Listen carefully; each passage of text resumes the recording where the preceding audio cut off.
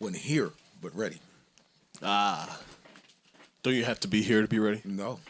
The mental was ready. The physical just wasn't here yet. Well, this should be an interesting podcast. I'll tell you that one. Tell me more.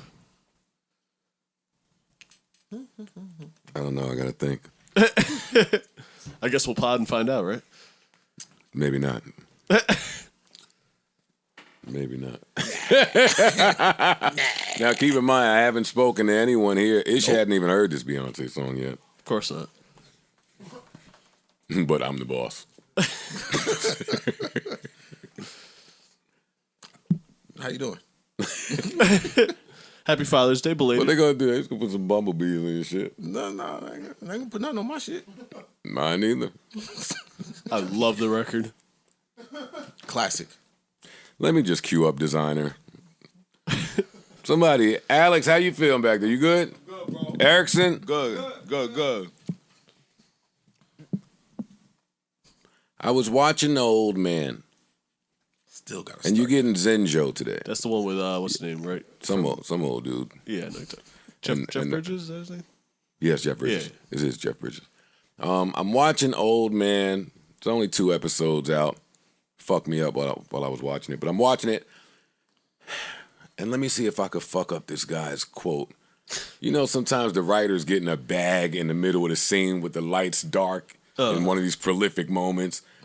And Jeff Bridges is a good actor, and so he's he's probably delivering. And he's telling this girl something to the effect of, the wisest man that I know never said a word. He was silent for 50-something years, something crazy. And he was like, not because he couldn't talk, and not because there wasn't anything to say or anybody to speak to, but he was of the belief that language in sheer design and concept and construct was only built to deceive. And then he went on to add to that point, and I don't want to fuck up what he said, but boy, when he finished, I almost ran to the TV and taped it. Because all us are just lying. Everybody's just lying. Even if you're telling the truth, you don't know it, because sometimes they'll flip the definition of a word right in front of your face. What they say, we all liars. Monday, one word means one thing. Tuesday, it means something different. Mm-hmm. How you feel about something Wednesday, you're liable to feel a different way on Thursday. This sounds like ISIS. What I accept for you over here, I may not accept from you over here. This is just how the shit goes. This is the ICE manifesto right here. It's just how the shit goes. So, and I come away from the last Drake pod. I read all the mean, nasty things you guys said about me. You guys said I'm dying for an interview. You guys said I'm pan. Well, when you're the only thing real, man, sometimes you're the only thing fake. And even today, no matter what you say, you could be pandering to someone. If someone doesn't agree with your opinion, you're pandering. I understand that podcasting, broadcasting, this new medium for many of us out there, as you begin to build relationships, ascend, grow, make some more money, travel a bit more, be welcomed. So many of you want to be welcomed. Get DM'd by celebrities. That's such a big thing with you guys being welcomed by strangers. It's such a fucking thing. But as those things begin to occur, potting can become a bit more difficult than just sitting on the couch and running your mouth. Which is why I'm mad that Ish woke up and still has not heard this Beyonce record. But we'll get to that. We'll get to that later. That's not in the middle of this monologue. What's wrong with this guy, man? I watched you guys last night. Just been doing behavioral analysis. Mm-hmm. Great term. And every time I think I've seen it all, You guys get even more disgusting than I had you originally pegged. I wish there was a way for you to know how disgusting I think of a lot of you, so you could understand the severity in that.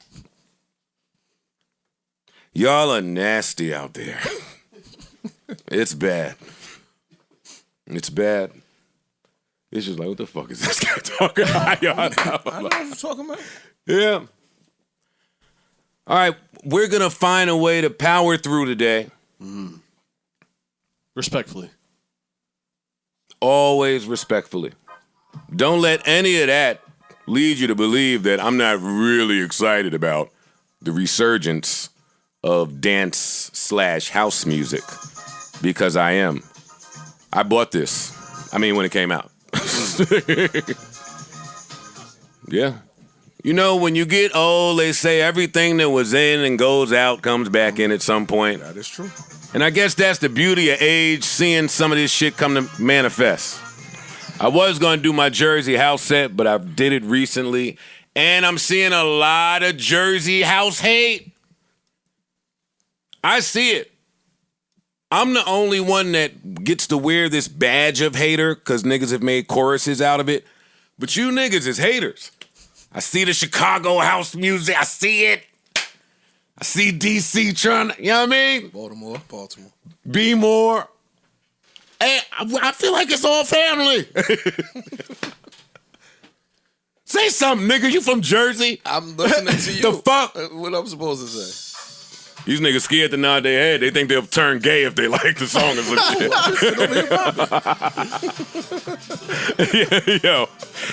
yo, you can bop to this, yo. I've been sitting here doing this. Nah, you been bopping, but Ish don't want to be gay. Come on, yo, just smile, nigga. I'm over here bopping my head. Don't want this nigga so stupid, yo. What's wrong? Oh man, yo. Account services. What they trying to do? Who that? Answer that shit, man. He's trying to scam you. Look, he love this shit. Look. All right. I guess we do have a pod to do at some point. Yes, sir. Hope everybody's feeling good, feeling great. We got great weather in New York, but who cares? Ice, you gotta learn one dance. You need a one dance. You need a one dance. I got my red cup. You need a one That's dance, all I need. Ice. That's all I need, Joe. This shit is like Bill Withers' A Lovely Day to me. All right. What a record. What a record to have. Some shit that'll just play for the next 50, 70 years. Word. Easy. Literally. Microphone check. 1, 2. What is this? Neutral button. Enough, Daddy. What's up? What's up? You ice and bush. Oh, what episode is this? 544? All you niggas is asleep. Man, I'm the episode. boss. Nobody knows shit about shit. 44. 544. 544. Welcome to episode 544. This will be a unique experience, different from all other 543 episodes. A one-of-a-kind audio adventure.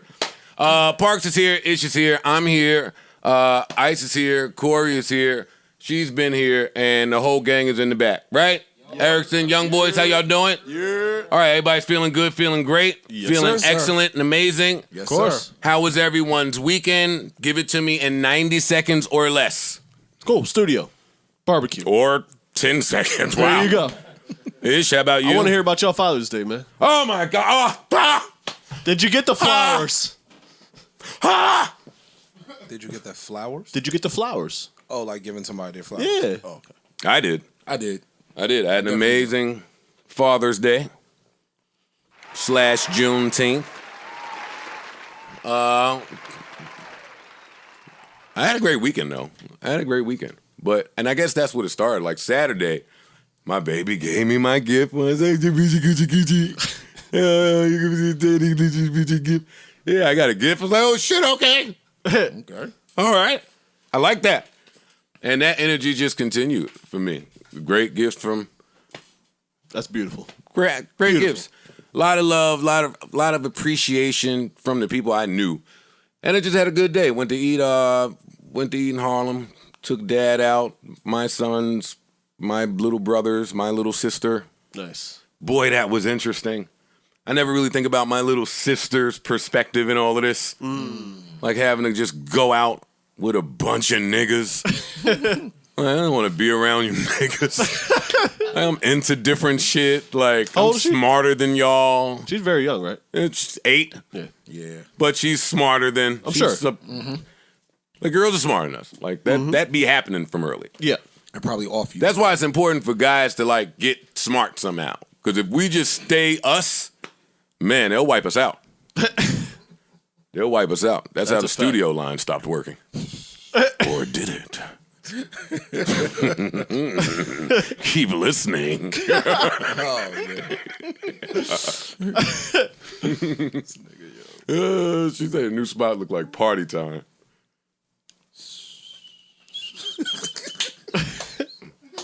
Nah, it's all work there. That's what I said, it. y'all. It's all work. Y'all a little whistling. Nah, it was for the camera. But it's all work. All niggas got time to do is work, man. Lot of content. That's all we got to do is work. We need content. Work. Content is important. It's real. It's all about content. But yeah, Father's Day was cool. Went out to eat, had a blast, got gifts. Went out that night. I see you had the trifecta, man. Yeah. It was all the same day. Father's Day, birthday, Juneteenth. That's amazing. Yeah. Oh, you like to be spread out so you can get different gifts different days? Yeah. I got robbed. But I'm not mad at it. You ain't get 2 gifts? Nah. I'm cool. But I took my daughter out to breakfast. And I let her pay for it. I let her give the card to the waitress. So it was like she took me out. Nice. Hey, that felt good to me. I'm sure. That's dope. But yeah. I'm surprised she didn't Apple Pay. She'll be there soon. Right? Then after that, my mom's hit me. And she was like, yo, I'll take her for a little bit. And you just do whatever you want to do. So I had the rest of the day to myself. And I literally did nothing. And it was probably one of the better days. That's amazing. Yeah, just peaceful. Love a good do-nothing day. Yep. She's like, I'll take her. I'm like, cool.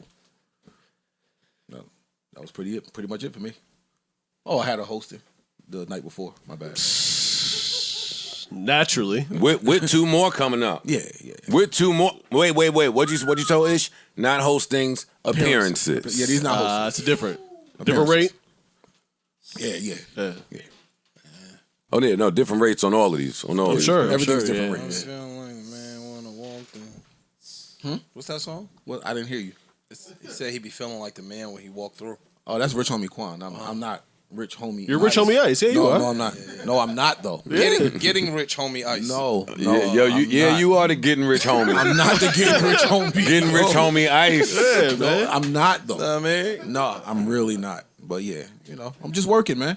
You put your chain on the stove this morning? Sure did. I could tell when that thing glistening. I could tell when that thing is glistening Sure now. did. time out. You put your chain on the stove. Yeah. What does that mean, yo? Clean it. Clean it. Boiling water. Steamed him up. Yeah, right on now. Steamed Right ice. up. Right up. Steamed Look at right you. up. You don't see Right him? up. A little toothbrush. All right, come on. Don't skip around. Don't get skip to it. around. Yeah, let's get to it. Let's get Let's right get to to it. The queen has arrived. Yep. What did you guys go now? You guys go.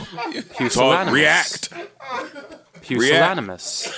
No, I'm gonna get honest. I'm gonna have an honest talk about it because I don't have anything bad to say about it. That's not a bad song. I don't have anything bad to say about it. I just have my own quirky Joe Budden music brain shit, but that's not how the majority listens to music, so I'm not gonna burden you guys with that. I want to, before even hearing the song, before we get to the breakdown of the song, do y'all think this has any, the project that dropped in this, do you think they have anything to do with each other? You mean Drake? Mm-hmm. I wouldn't be surprised if a little birdie told him that she's coming with a dance album, and he said, "Oh shit, let me go first." Do you think her whole album will be a dance album? I don't think so. No. I don't think so. I agree with that, Parks. And I also think because she never announced anything about a track coming. It was just July 29th. Mm-hmm. And then it's almost like he heard that she was coming with this sound. So he puts the album out, and then she said, "Oh, word, whole list." They could be bouncing back and that's forth what off each other a little something. I could be all the way You wrong. guys are so fucking cute. That theory floated around. But you think he just had an album ready to that's what pull I'm saying. from You his think he ass just to had a dance? whole dance No, album? no. because of her No. song? The album, I think he made a dance album. yeah. Not because of her song. No, not at all. I'm just talking about the release time. That's all. We talking about releasing. We Just talking about only the release releasing. time. Just releasing. Oh well, yeah, duh, Yeah. Let me get That's this what I'm out. talking about. Get this out the way before she comes. I get it. definitely. And again, I saw people saying like, "Oh, this is the new sound. This is the new sound." I like even you on the last pod, you were speaking about how you felt like he was free and this was the music he wanted to make. The more I thought about it, I don't know if that's the case. I think TikTok is dictating what these artists are doing now. Maybe not her. Let me jump in because I don't want my point from last week to be misconstrued. What did you say? I just said You were saying that this album was free. He was free. Felt the Right. sense This of is what he really wanted to make, and he was free to do it. that didn't mean that this is what was true to his soul. That meant with the signing of his deal and at this point in his career, some of the earlier pressures during a release would not be there. Okay. So he was free of, he could do whatever he want. Now still, if that be to be inspired from TikTok, then I could do it and not have to come out and sell 500, 600. Gotcha. Okay, I understand that differently now. I definitely think that he has. I'm sure he's got a little more freedom. Like obviously with this album, he did not try to hit a bunch of different algorithms like he usually does. You know what I'm saying? Like he usually have the pop record and then the R&B record and then the hip hop record and then the I'm just rapping straight for 80 bars record. Like I think that freedom plays a part in that for sure. Actually, according to ACT, the label just got this shit like 2 days before. Like he sent it to them 2 days before. Like, yo, I want to drop this like Friday. So even that what says to me that there's a different type of freedom. They would have never let that happen. He's just moving different. That's all. I was about to say, why he couldn't just be an artist and trying to explore something different? No, you can. Now, you have a fan base that's accustomed to him doing certain shit, but just him as an artist, why can't he just put out a project that he felt passionate about? I'm with you. Like, I don't see why. You don't get to be as big as he is, pause, without having just like an enormous amount of people rooting against you as well. True. They've been pulling reasons out the ass as to why to not like this. Like everybody becomes the head of A&R. Facts. Everybody. Man, y'all always make up new ones. Oh, his voice on this. It's just whatever. I don't like none of that. Like, you don't have to have a reason. It could just be something you don't like. Not today. Okay. Not today. All right. Today, that's not true. Because this is this rush to have an opinion society that we're in. Hey, monetize my opinion, tweet the opinion, then Insta story it and reel it and put it on YouTube and put it on TikTok. True. Hey, I'm going to go spend the night with that guy who has an opinion and we'll come up with opinions together. Hey, you're a guy with a sign. I'm a girl with a sign. We're going to stand on 42nd Street together and write things. Like, that's where we are. So I agree with you. Because that's what I would say. Hey, if you don't like some shit, then keep it pushing. But that's not where we at, and that's not what these niggas do. That's some old school shit that we talking about. Now, these niggas at 12:01 have typed their tweet. They tweeted the draft already. They knew the stance they were going to take. So now for me, and I get offended with y'all ever telling me Don't I'm group me with them pandering. niggas. Let me tell y'all that now. all of the fucking integral shit that I've done over 20 years. But that's another story for another day. The Drake album has done nothing but got better for me. Okay. I feel like I've seen that a lot. From Better. I came in here, I'm doubling down on that. Great project. I almost want to say a top 5 project from him. Yeah. I got and I take back what I said about that sticky bullshit. I love that in the record. daytime, That record's dope. That's the record. with I a like. girl touching on you, it could get sticky. It's a good. In the summertime too. It's a nice little tune. I came from the car wash. Like, okay. Then when I thought I might have been bugging on Father's Day, I put my kid got in the car, I put the shit on, me and him head bopping together. Oh shit, look at you little ass. But his mama could dance, so he should have some type of rhythm. She's Albert's alumni. So yeah, that album has done nothing but got better to me. I wanted to come in and ask y'all if y'all have the same stance on it, because last week shit had just came out. Now it's a Wednesday. We're back. Mm-hmm. My stance is it's cool. It's not really my genre, but it's not bad music. Like, it's well produced. It's all the things. I'm not rushing to put that on most times, but I'm not mad at it. Got it. You still feel the same? Yeah, I'm the same. It's the records I like are the ones I like, and I'm not running back to this album. I've heard it. My barber is like, he's house music king. Mm-hmm. That's his shit. So when I first heard the album, I'm like, I know this nigga's gonna be going crazy. And I'm in there, so it was playing, and I'm just like, I mean, you can, like how you was playing the earlier music, the intro music, you can bop your head to it. It's just nothing that I want to hear. It's not for me. I don't like it. Got it. All right, so let's get right to it. Beyonce. So Beyonce. Mm-hmm. Break My Soul. I did not hear this as soon as it dropped. I was asleep on my fifth dream. I woke up at around 3 a.m., heard it, was like, okay, went back to bed, woke up again a few hours later, heard it, said the same thing, went on about my day. Okay.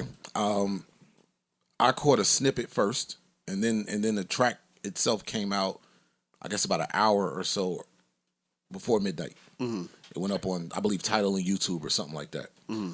It was on Tidal early. I saw it there early. And 11 o'clock or something. I didn't know what we were getting. So I was like, oh, shit, she did it too. Before y'all give me opinions on that, what does this mean? Anything? When you say this, what do you mean by this?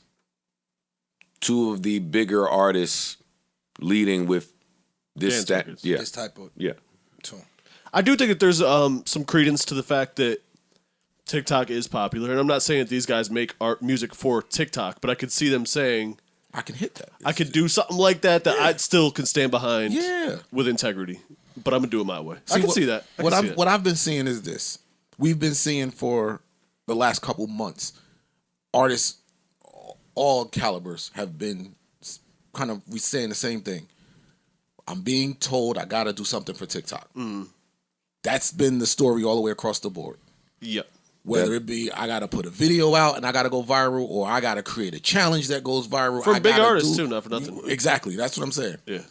So to me, they got the message too. But they were able to do it. Hey, I wanted to make this kind of music anyway. I can do this. Mm-hmm. So it's a win-win. It's not like some of the other artists where they're like, dude, it's killing me. I got to do something for TikTok. I don't want to do this. Right. And this goes back to the old, and pardon me, this pod, it's just a lot to think about. This goes back to the old, what came first, the chicken or the egg? This, what y'all are talking about. Are you using the phone, or is the phone using you? Mm. That is what this comes down to for me. Mm. Is it art? It's art. This is art. It's still art. Remember Cat Williams? It's stifled. It is art that it's restricted. It's art that is being dictated by the tech. So yes, it is art, but it's almost like AI art. Remember Cat Williams said, if you're a comedian and they take certain things from you, if you're a real comedian, you can work within those confines to make people laugh. Mm-hmm. So if the label is telling you that you need to do certain stuff and you're a real musician or you're a real artist, you should be able to work within that scope. You get what I'm saying? To still, I'll take it a step further too. Dope. Like, art often is a reflection on life. True. What's happening in the world. That's true. And if that just happens to be now what's happening on your phone,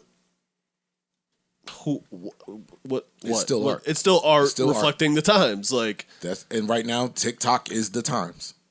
And it's a job kind of too. Wait, huh? I'm agreeing with Parks in that. I know.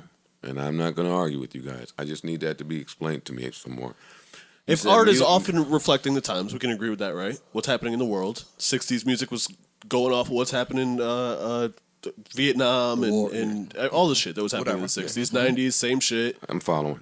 Why is it wrong now if what the times is digital in your phone and your computer? What you're saying, I think I understand what you're saying, and that's my beef. Yeah, it's art, but these songs are telling you nothing about the times. TikTok is not the time, it's a tech that's in the now. That's a good point. The songs are not telling us anything about the time. Hers is a little bit. What is it telling us? Talk about quitting your job and that's true. Turning up and this song is not about this. I want to argue with him right now. This song and many others, because I don't want to highlight this one, is selling steak to the oppressed. So, quit your job.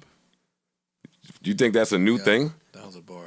You think that's a new? That was a good one. You think people are just now quitting their job, or they're reflecting on it a lot more in the past couple of years? No, we're in a recession, and a lot of niggas that didn't fly fell flat on their fucking face. No doubt. But they might still have 99 cents. They might still have $2.99. Well, we could talk about quit your job. We could talk about the ethics of saying that kind of shit in a song if you want, but that's a different conversation to me. Stop, not for me, because I want to highlight the construction of AI music, and I'm not just talking about this song. But when you hear the biggest artist, arguably in the world, come out with every popular catchphrase, with every popular movement and point, quit your job, whatever. I don't want to read this, but anything to inspire and motivate and cling to the heartstrings.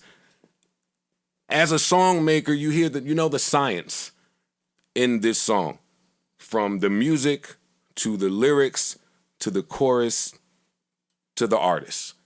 I'm not saying that those things are not true to Beyonce. But this song did not tell us anything new about the time or the artist. To that you say? I don't think that all music, particularly dance music, is necessarily a social commentary. Alex, scroll down. Well, we started with music be a reflection of the time. So yes, I agree with you.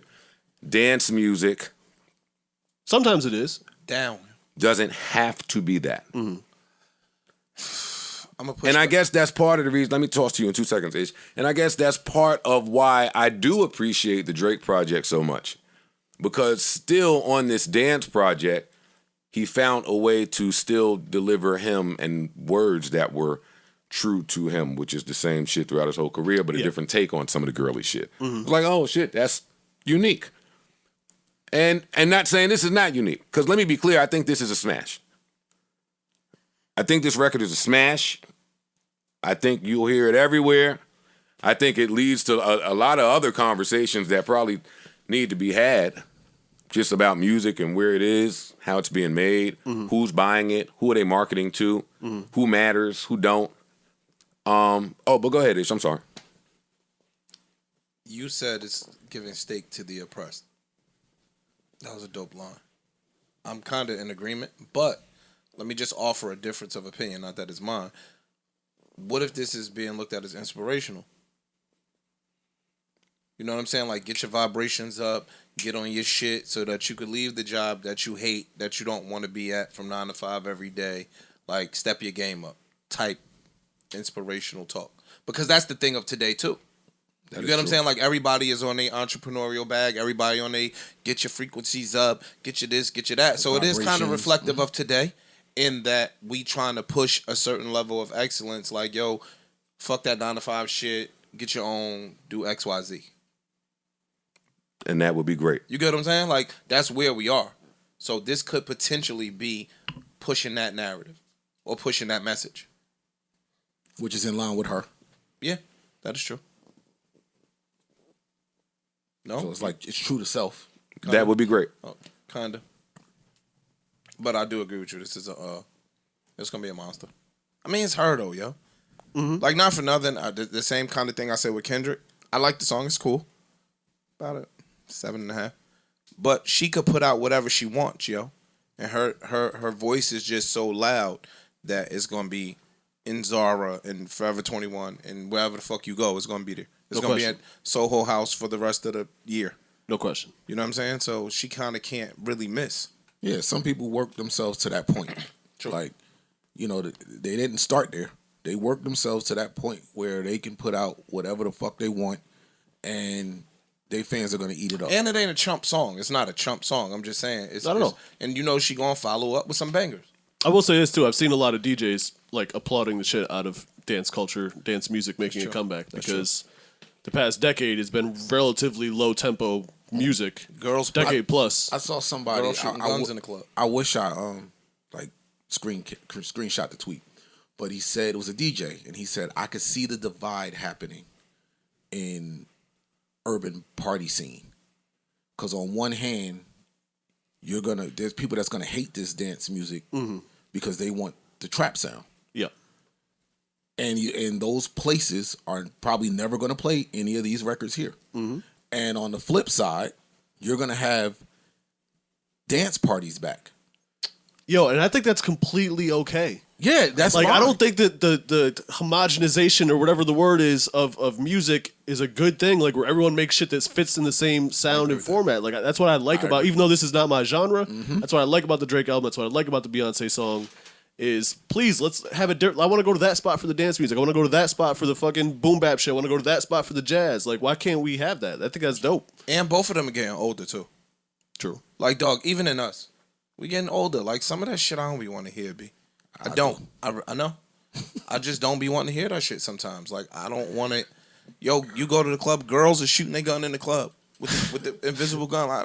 Her tattoos and her, I don't want to see that. Yeah. I know a lot. Me and Ice was in the club. The girls shooting the gun in the club. I don't want to see that. Fam. I used to be mad at that too a lot. Yo, dog, I'm 46 years old. I don't want to see a girl literally knowing every single line to Back in Blood. I'm cool. I used to feel like that until I learned that most of the bartenders were gang members too.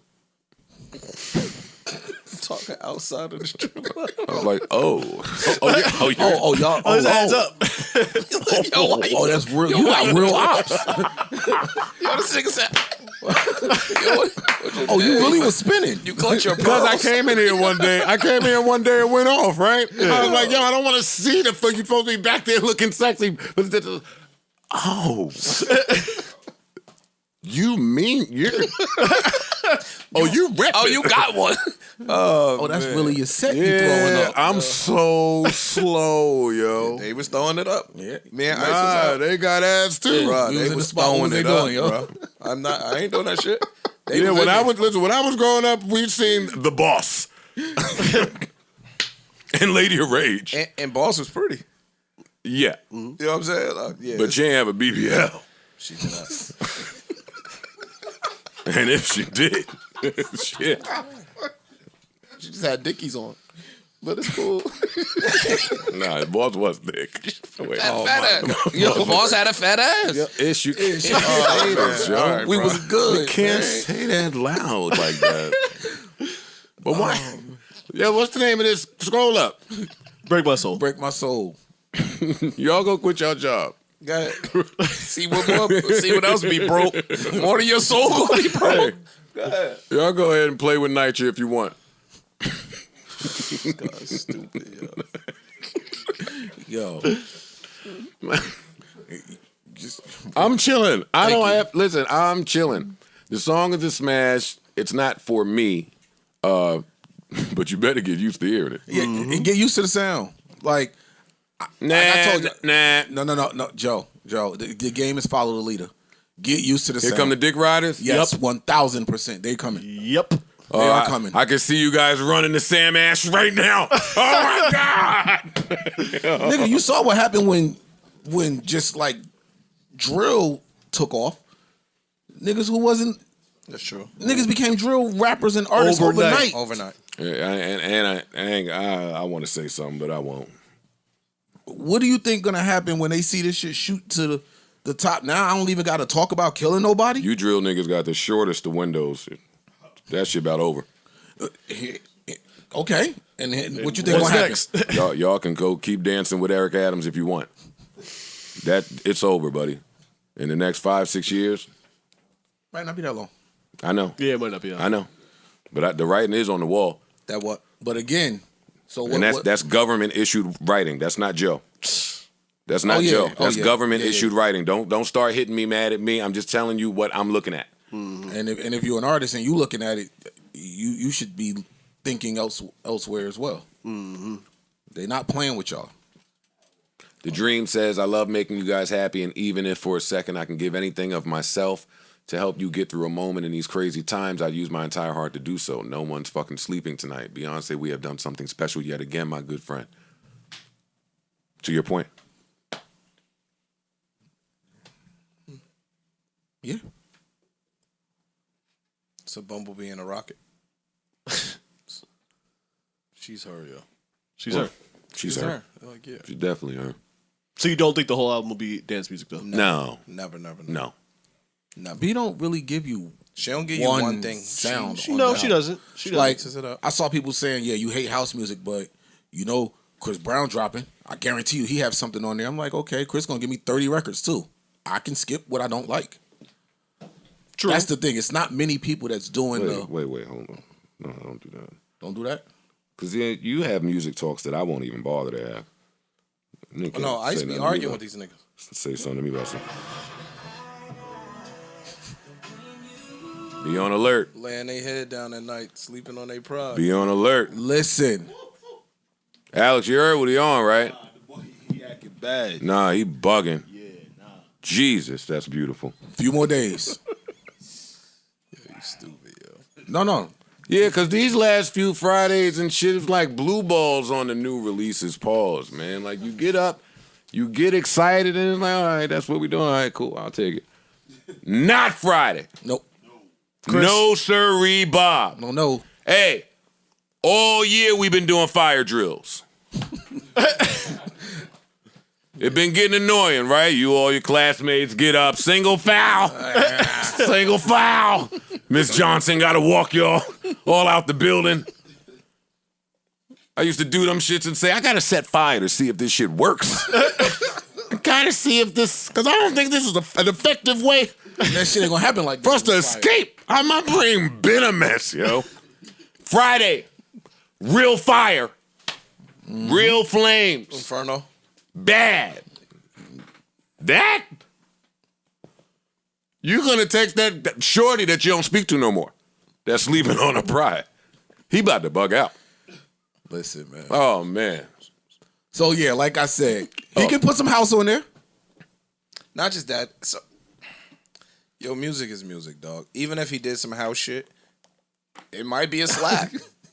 He might have some CC Peniston in the tuck that's going to last 40 years. You never know with this nigga. He's amazing. Dude. I want to know the name of Beyonce's album. Is it Renaissance? Yeah, Renaissance so, 1. Yeah. Renaissance Act 1. Act 1. Mm-hmm. Yeah, that's it. They're saying it's a few pieces. And it's July 29th? I want to know. I can't wait to see her vision. Oh, yeah. Yeah, like, you know, it's a whole package. Yeah, that's what I mean. Like, why is this, and this single don't that don't help the picture for me. I read some shit that broke it down that said, like they had her on a pink horse and all this other shit, and they broke down all the symbolism of the pink horse and what the pink horse meant, and the Renaissance, they were real well read, and they be on their history shit, and they be on their, you know what I mean, civilization shit. It just broke the whole picture down. She was sitting on the pink horse, some shit. You know what else I like about Beyonce? Like, when she announced the date, it was like late July or something, right? Yeah. It's late July. Like, she take advantage of the full 6 weeks of space. Some gonna come probably damn near every week. But she don't always do that. Only one time. She don't always give you a 6 week lead up. Yeah, that's what I'm saying. Like, this is kind of new for her to just pop up. Hey, album is coming 6 weeks from now, and then 3 days later, oh, here's a single, by the way. This is actually a little different. She had a nice break though. Beyonce just tell you, no, it's out. She don't tell you. No, it's out. You just wake up and shit be out. Like I like that self-titled album that just dropped out of nowhere. Brother, I still remember like Didn't the Lemonade shit drop out of nowhere? Nah, right? Lemonade shit was HBO it was. But it was fairly unannounced. I don't think it was rolled out like all the way. Yeah, it wasn't fully rolled out, but the self-titled because the label didn't even know they was getting that shit. Literally, people just woke up and said, "Oh shit, there's a new Beyonce album out," and it was just available. When was her last project? That was Lemonade, right? Lemonade, yeah. That was 16? Yeah. So might have been 16. I think you got to do. Yeah, 16. You got to do a little bit. Well, she did the Hove collab album. Yeah. Oh yeah, and the Lion King. Lion King shit. You gotta do a little different. I think. Not when you her. Not when you her and you're not chasing numbers. It says Act 1. How many acts you think there'll be? It's a job, my nigga. I don't listen to that. I think everybody wants numbers. I think that she's told you herself, if I cared about numbers, I would have put Lemonade on Spotify. I think Act 1 will be the only audio aspect. Okay. I think Act 2 might be the tour. Act 3 might be a movie, Netflix, doc. Oh, yeah, some Netflix shit coming. Dope. Act 4 might be something different if there were to be an Act 4. Okay. Or if there's the Order Deluxe might be Wait a minute. Act 2 or, you know. Something I noticed here. It says Renaissance formats. It says box set is one of them. That's why something tells me this might be like. Somebody they said it's the most ambitious album to date. This shit might be like some fucking 3-disc shit. This could be some crazy formats, shit. Box set, digital download, streaming. On the site, there's 4 different poses, they're called, which is the album, and it's got like a T-shirt next to it. All right, we know Beyonce is not putting out 4 albums, right? Do we? She put out 2. She could put out a double. She did a double. That's not 4. We don't know what Beyonce can do what Beyonce wants to do. It's true. I mean, and she's had a 6-year run. Time. Joe doesn't think that 4 new albums from Beyonce are coming. Beyonce might give you, especially if it's a dance project, might give you one album of the music and another one be like an instrumental album without the vocals. It could be something like that too. I don't know, but she's coming and she's gonna come in a different way. Everybody move. Mm-hmm. Yeah, you see, niggas started moving already. Everybody move. It's okay. No shame in it. Nothing wrong. Not at all. It's the respectable thing to do. We all would do it. Do it. Just get out the way. Mm-hmm. It's time. Move. Yeah, move. It's cool. And that's okay. Yeah. What do y'all take away from Drake's projections? Anything? 230, right? Not to bring it back there, but that was on our list. I think that I think the internet is that powerful, and I think that most people are groupies, and they just go with the flock. So I think that the very first, and not even the first day, the first hour that shit dropped, the reviews were disgusting, and I think people just followed suit. I think the genre is not everybody's cup of tea too. Yeah. Like, whereas That's all it is. most people instantly just listen to a thing a couple times. People listen to it one time and say, I don't really want to listen to this. And Like didn't. me myself, I'm a Drake fan. I see brand new Drake project, I'm hauling ass to listen to it. Now, he made a project in a genre that I don't particularly listen to. It's not my cup of tea. Oh, this ain't for me. I don't really like this. A lot of people felt that way. You bought it? No. Oh, you didn't buy it? No, I didn't buy that. Oh, okay. That's what No, I didn't buy that. They're saying that this is low for Drake. It is extremely low. I don't think so. Surprise When was the last drop. time? Dark Lane demo tapes was a surprise drop. And it did kind of the same numbers. Yeah, that was like it was called demo tape. I think that kind of. That's the title. I'm talking about. It wasn't treated like an album. Neither was this. Surprise drop. There was no rollout or nothing. This wasn't treated like an album. This was not treated like an album. All that, he do that. Good point. More Life. If you're reading this, it's too late. I can call it whatever I want because, and I think this is smart on his part. With those other ones, if they don't hit certain numbers, it don't look. It's like, oh, well, this wasn't an album. This was a playlist. This was a this. This was a that. With this project here, he don't have to really hit 600,000-700,000 or whatever, because in the first hour, it broke all of Apple's dance music category records. Because dance isn't necessarily a very, very I'm not gonna say popular, but it's not a strong genre. So for him to drop in there, yeah, of course you're gonna break whatever record they got, and that's a stat right there. I could hang my hat on. It's still a low streaming number. numbers. It's still a low number for Drake. Say what you want. I would agree. I think that if he had 2 or 3 bangers, and when you first cut the album on, everybody would have went nuts, and he would have sold more. I think he knew it. Surprise drop or not. I think that if it was 3 or 4 real heat rockers on there, it would have did more numbers. They killed it. Like they killed it on all social media platforms. They killed it. So a lot of people didn't. You know, niggas are sheep. They gonna rock with the flock. So it's my opinion. Like Park said, man, and that's just not everybody's bag. Especially when you've grown to be a fan of an artist who made a certain type of music for better part of a decade. More than a decade. Yeah, more actually. Yeah, you're right. Yeah. Damn, he's like 15 years in. Mm-hmm. Yeah, what you think about the number? So if he's done a certain type of music for 15 plus years, and then you just completely step off in another direction, not saying it's a bad thing, but everybody might not roll with that. It's going to have some pros and cons. Now, what do y'all think about the fact that it seems like all the big dogs' numbers were down across the board? I was going to say that too. It just might be reflective of music. Kendrick did, 280? Something like that. Jack you don't need 1 million people to make $1 million. You'll be a lot better off as an artist. Because numbers in that sense are capped. Like how many records you sell is capped. How much money did you make off the records you sold? That's what this shit is about. So you can walk around with a platinum plaque and hold your head up high because that is a major accomplishment. But you can't eat off that motherfucker. There is no check that comes with a platinum plaque if you don't do your business right. So you got to decide if you want to be famous or if you want to be rich. Because in the music industry and entertainment, that is on most levels 2 totally different things. You don't know the richest people in entertainment. You think you know because you've seen people on TV. They're nowhere near the richest people in entertainment. Puffy, Hove, Russell, maybe, but there's 8 other people like that. You never heard of Clarence Avant until they put the movie on Netflix. This is Bun B. That man was instrumental behind the Earn scenes Your for 40 Leisure. plus years. And I think you get the gist of what he's saying.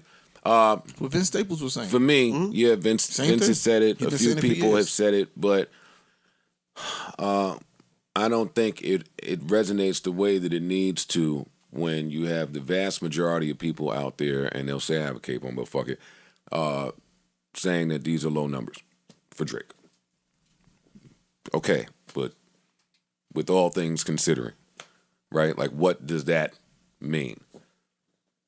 I have this being like a monster stat for him, that I roll out of bed, fart on an album, and do 230. This is going to be a top-selling album. That means nothing to me. But it's going to be a top-selling album this year. For sure. It's going to be a top 5 in the releases. He spent nothing outside of this video that Ice is talking about. And he's under a new deal that's reworked and reconstructed. I can't find a bad thing to say about 230. And I can't. Take it a step further. All the award shows, he's going to clean up in that category. Oh, yeah. No question. Oh, yeah. He's running straight through. It's only 2 of y'all that outsold me on my dance project. Like, I'm putting my dick and balls on the table if that's me. But yet we've been conditioned to, well, what does that new deal look like? And what do y'all think it looks like? And what do y'all think it means when one thing is sold now? Exactly. Monetarily. Yeah. It's not the same. It's true. I don't have to go and sell. Remember when Cam went 700,000? When Cam went to Koch? Mm-hmm. It's the same thinking. I think. This is all speculative. But yeah, this is when artists learn, hey, I can sell 230 and it will be like when I sold $1 million week 1. That's what I assume the thinking to be there. Again, I don't know. Or I could be caping and unbiased and I just really love the guy's music. But that's what I think is going on. As a person that don't love this music, I agree. That new deal. Yeah, who gives a fuck? Exactly. Shit going. He got rumored $400 million. I don't give a fuck what it sold. And I take it a step further. You'll hear from him again. Well, I think so. And I'm not talking about. I know he said he got this Scary Hours 3.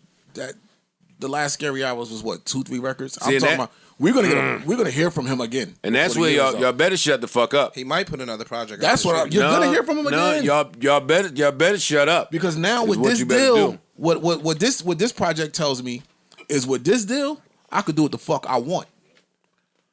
Meaning, I can come back next week and say, "Hey, look, here's a whole new project over here." Hip hop.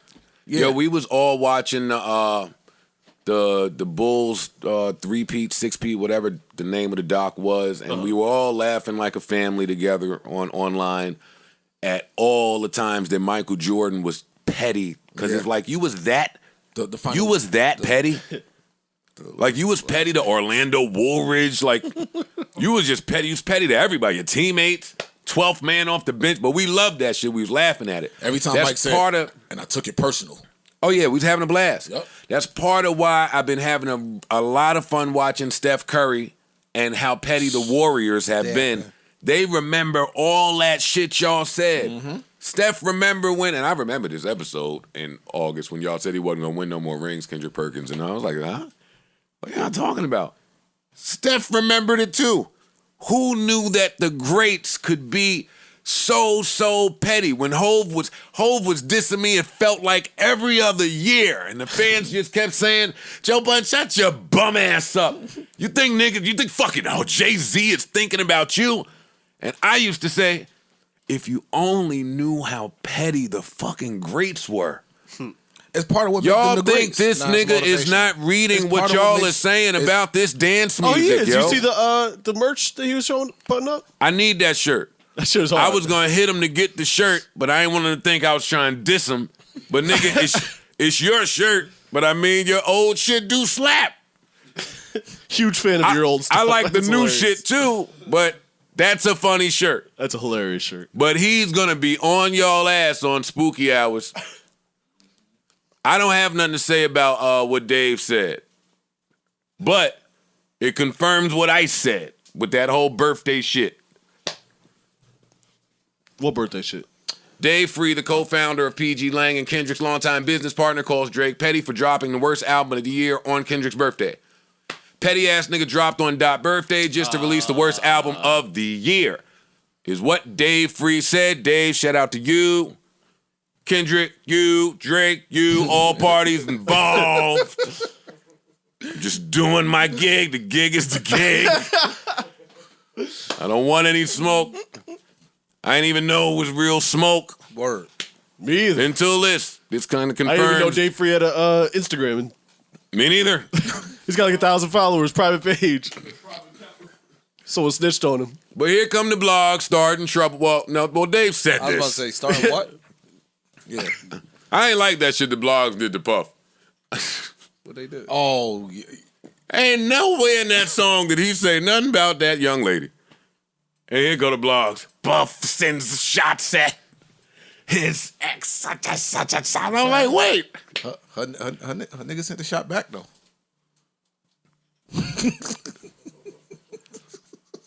I do know what I think is going to happen. That's I'm going to drink some water. It wasn't too much talking. He just went up there and saw the college football coach. All he did was knock on his office door. Quick meeting? Where that little trainer door at? Hey, where the gym? What's the address to that gym? A little bit straightening. Quick meeting. I see it was slick too. Slick. I saw that. Slick. Anyway. You saw it? Ish ain't seen nothing. Don't worry about it. I tell you. I don't know how we yeah, I don't know either. Back to Dave Free. It's only like two niggas that can even say something about the Drake project. And Kendrick and Dave Free are 2 from 1. Mm-hmm. And then, the next slide is, I love when you count me out while they shoot the video. So. Who's that he's saying what? Listen, man. Miss Doubtfire. Who cares? Did you hear it say Miss Doubtfire? Miss Doubtfire. I heard him. What if that's like the Dalai Lama or some shit? I know what the Dalai Lama look like. There's only one. I ain't gonna say what I. It's only one llama. Fam, I didn't know that was a person. Oh shit! You thought it was an actual llama? It's like the Great Llama or something. That's why I don't come to your hostings. It's the crowd you bring out. I thought it was a llama. Oh my god! Oh, that might have been. Oh man, yo. Oh, I thought that was the gentrified Dalai Lama. Yo, stop playing. What's wrong with They know who not to gentrify. Yeah, all right. They fuck around if they want to. That's my other small worry with this dance music thing that's happening. There's nowhere to dance in New York. Or not many places, or at least I don't know of them. Look how fast it gets me back to my tech argument I was having earlier, right? I don't know where to go in New York because I'm old, shriveled, and washed. Shriveled and washed. More Botox and lipo coming. These niggas doing it. Flex did it. Drake did it. They're saying Puff did it. Come on, there's some more.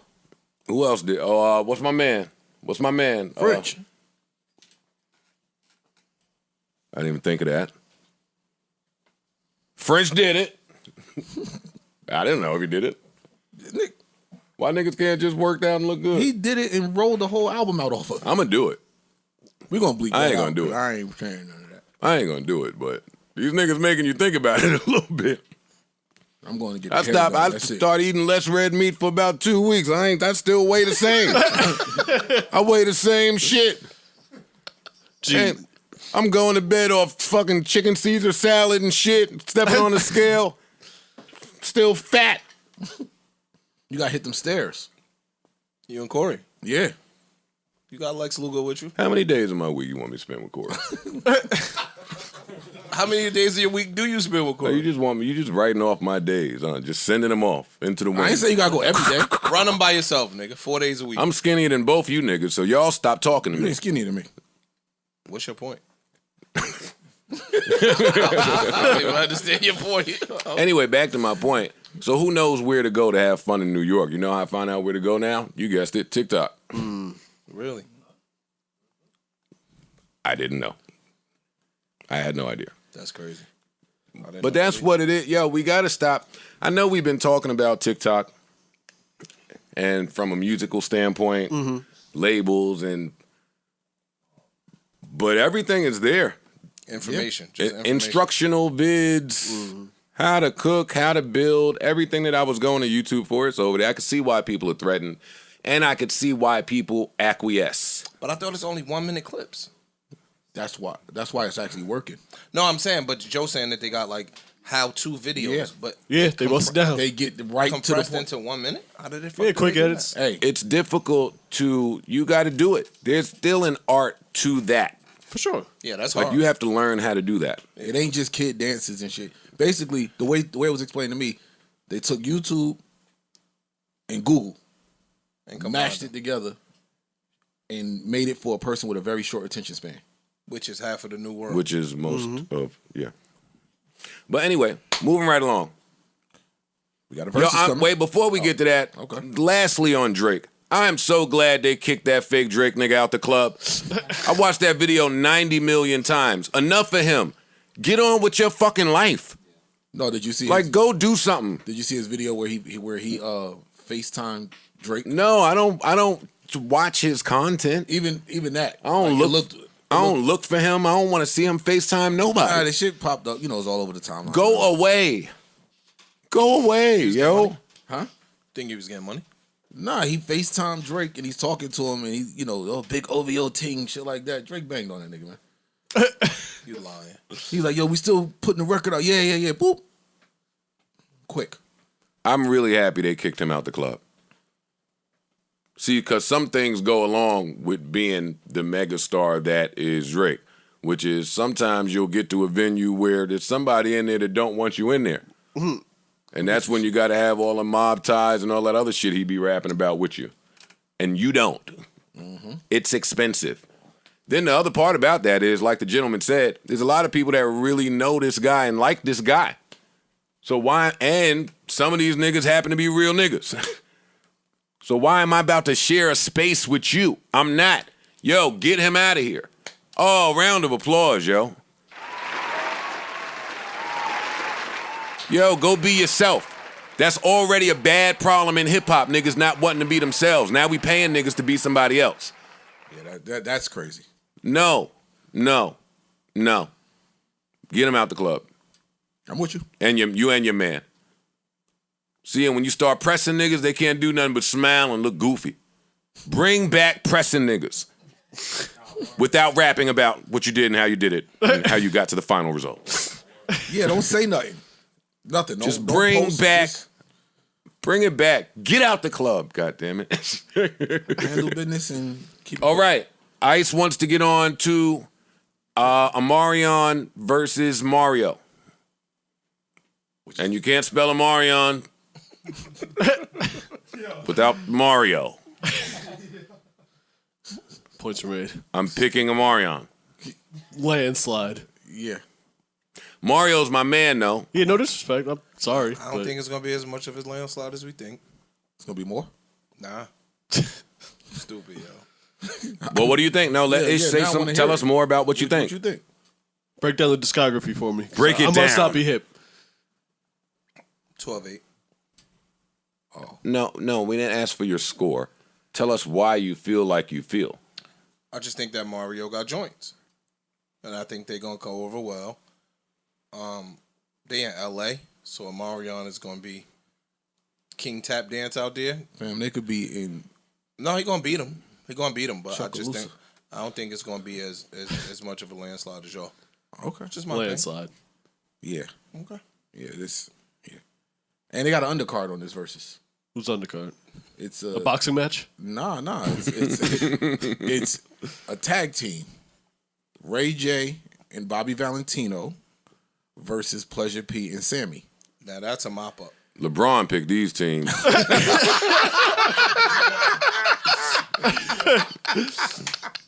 That's a mop up. Yeah. That's crazy. I don't know who got the better of the paper, scissors, rock. But it wasn't Sammy and them. Nah. I hope they didn't. I don't even know how they agreed to this. I mean, I guess this is just for the look. But it's not gonna be a good look. I mean, it's gonna be entertaining. It's going no. Ray J is gonna make the shit entertaining. Hey, yo, dog. Bobby No, you know V what? could No, beat let's them stop by joking herself. around for a minute. Let me stop joking around for a minute. This is not a land. This is not that. The opener is not a landslide because Pleasure P has written a lot. That's true. Pleasure P has written a lot.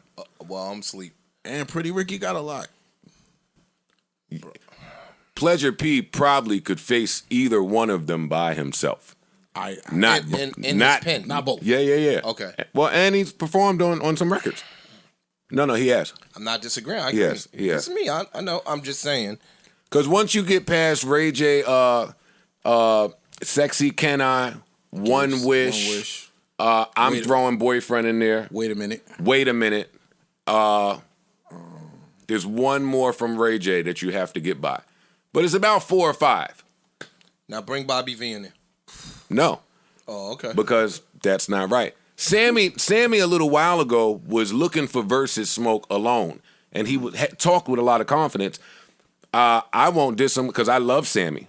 But I didn't know, maybe I'm not as familiar with all of Sammy's catalog the way that he was talking. Because he was talking like this about big boys. Hey, man, hardball ain't going to get it done. I think Sammy is friends with all of these guys. I don't put him in the same conversation with these gentlemen. If I'm wrong, I'm open to being wrong. Like I said, I'm not familiar. Yeah, he must have a opinion. He might have something that I just don't know about. That's possible. And that'd be dope in the verses when you find out, like, oh, shit, he wrote that. Like, he did that. Yo, that's dope. You know what? I'll be glad to be wrong in that sense. Close this. What side is Ray J and them on? The Omarion side? Yes. Well, that's it ain't no side. It's just all right. Yeah. All right.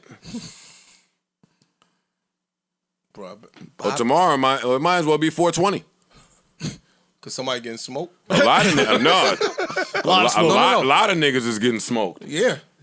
Gelatos in it. we all types of shit is in the air. Yo, you stupid, yo. Nah. Hey, I'm with Joe. I'm agreeing. There's gonna be some smoking here, and then right after that, the album drop. I want to call Mario, but I don't want to be phony. What? But I'm phony. I am phony though. So. Just to say, man, what you was thinking? It's Baltimore's finest, man. He gonna show up, yo. He got joints. Records. He got joints. A couple. Amari just got a lot more. Damn. Why do I do this? I don't even know why I do this to myself. Damn. Mario's one of the greatest guys in the world, man. Look at God. Look at God getting me out of there. So you can say I tried to call. Okay. Yeah. Call has been. All right. Did my job as a podcaster. Tried to deliver the content. It did not work. Don't even talk too much because fuck around, call you back. That's my man. I ain't gonna say nothing bad to him. Let me love you's a point. Absolutely. Yes. I want to say just a friend is a point, but I can't. Depending on what it's I against. can't say that. Depending on what it's against. Just a friend versus Icebox. What do you go? Icebox. I'm going Icebox. Icebox. And that's why it gets bad because he should win that. Yeah. But I don't give that to him. No. But he should win that. Just a friend should beat Icebox. But if that can't beat Icebox, then it's tough. Yeah. But you saying like Icebox is one of his lowly joints. That's one of his heat rockers. Don't say heat rocker to me. Nigga, yo, Ice. Nigga won't even read his contract. I told him not to talk the verses talk. You do the verses when Otis Redding is up to bat. Yeah. You do it when I'm fucking sitting about. Stupid. No, it's a joint for him. You're right. But it won't be one of the last two records. Yeah, no. No. And that's what I mean. Just a Friend has to be one of the last two records for Mario. Let Me Love You, it should be the last point. That's the last one. For Mario. Unless he tries to cut the deck early. That would be bad. We'll see. Yeah, don't do that. Don't do that. Don't do that. Yeah. He better not lead out. He better not lead with spades. You gotta have a whole hand when Yo, sometimes you sitting there with like 9 spades in your hand and the opponent lead with a spade. Yo, he better not lead with a spade. That nigga Mario got Joker, deuce, ace. He might be missing a queen, jack, 10 run down to the 5. 5 got to bring out some shit. Yeah, nah, he better chill. Yeah, he better chill. What else we got that's important? Because there are important things to get to. In music, Game of Hit Boy dropped a single. Okay. Did you hear it? I did hear it. It's dope. Yo, Game makes great music, I man. thought they doing another versus. That's official. They announced another one? I think. Oh, who? I didn't hear it. I didn't hear it. But I'll give you a little bit give me a little bit, Parks. Yeah, I'll give you a little.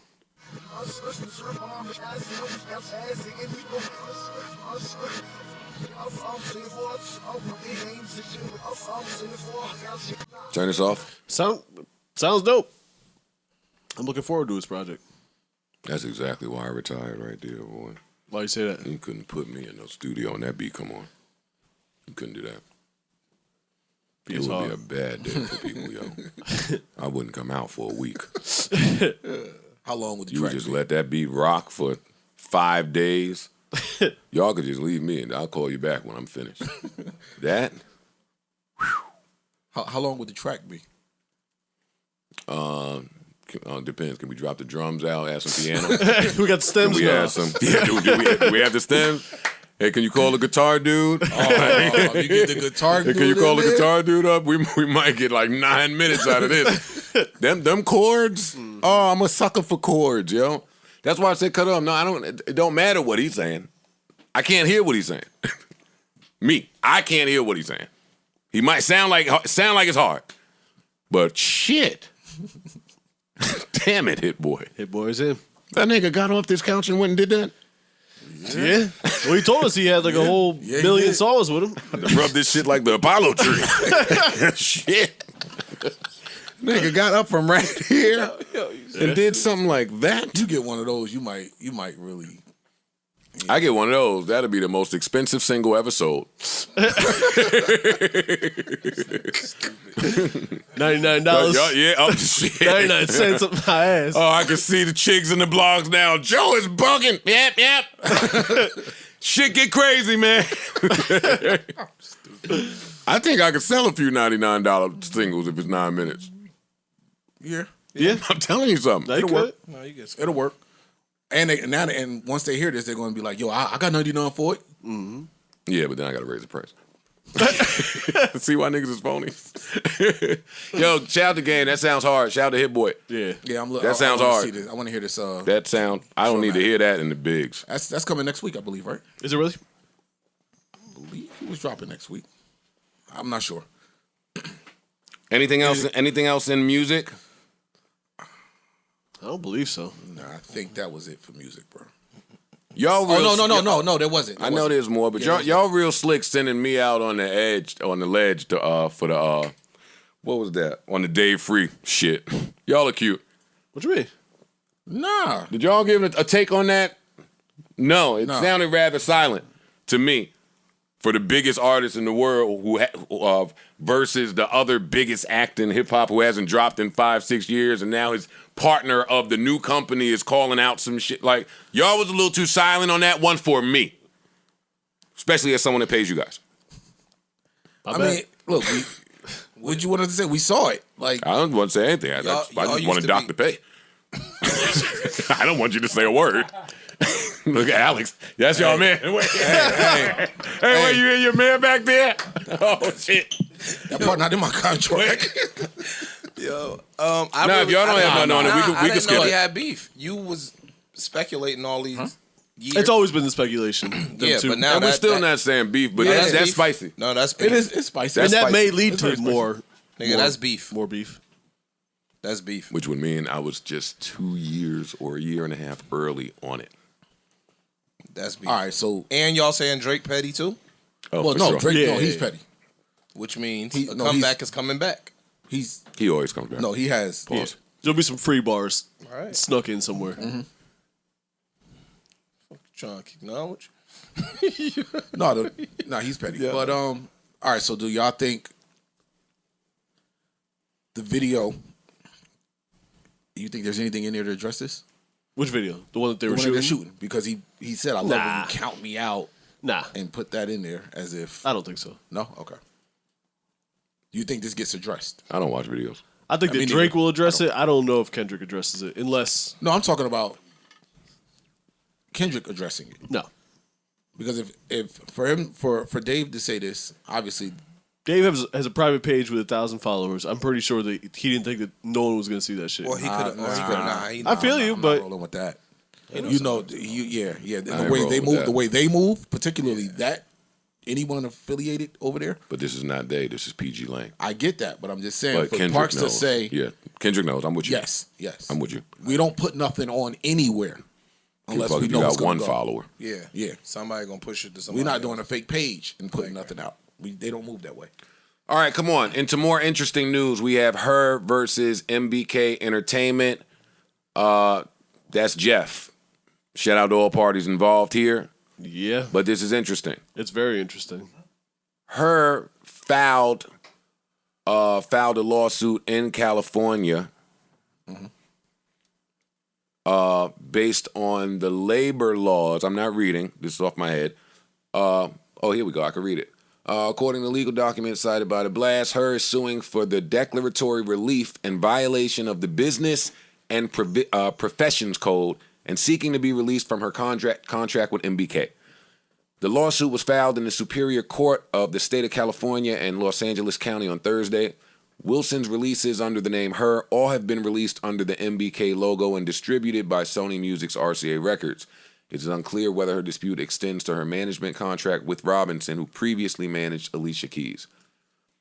What she's saying is, because this is not giving it to me, what she's saying is, in California, you can't make somebody work more than 7 years. Oh, it's the same. Kanye used this when he was trying to get out of the whatever publishing deal it was. Did that work? Did that work for him? Or I think they renegotiated or something, if I recall correctly. Because she's saying that she signed a contract when she was 14 years old, and that contract should have been deaded in 2020 or 2019, something like that. Here we go. She reportedly claims has significantly limited her employment rights and that she has not been free to provide her recording services except as permitted or dictated by MBK. She also claims that MBK has exclusively owned the right to exploit her name and likeness for her recordings.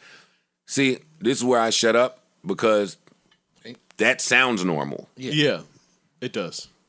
And it's interesting because... But if she's saying that contract is up, then that terminates those rights.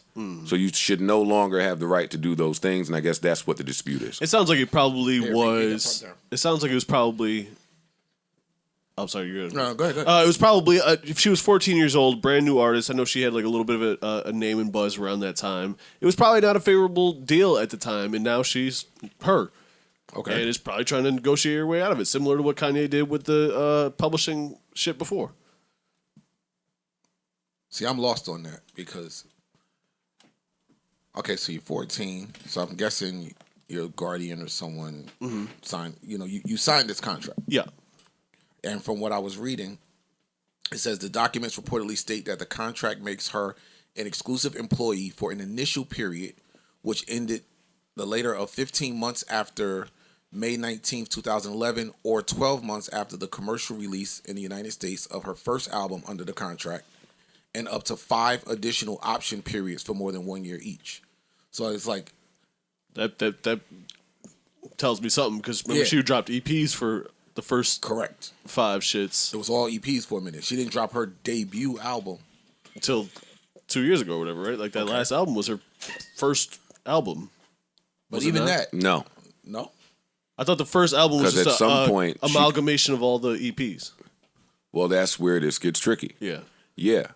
It was that. Yeah. I put all my EPs together, and now this is a full-length project. Same thing Meek was talking about over in Atlantic. Same thing Meg was talking about with Carl Crawford.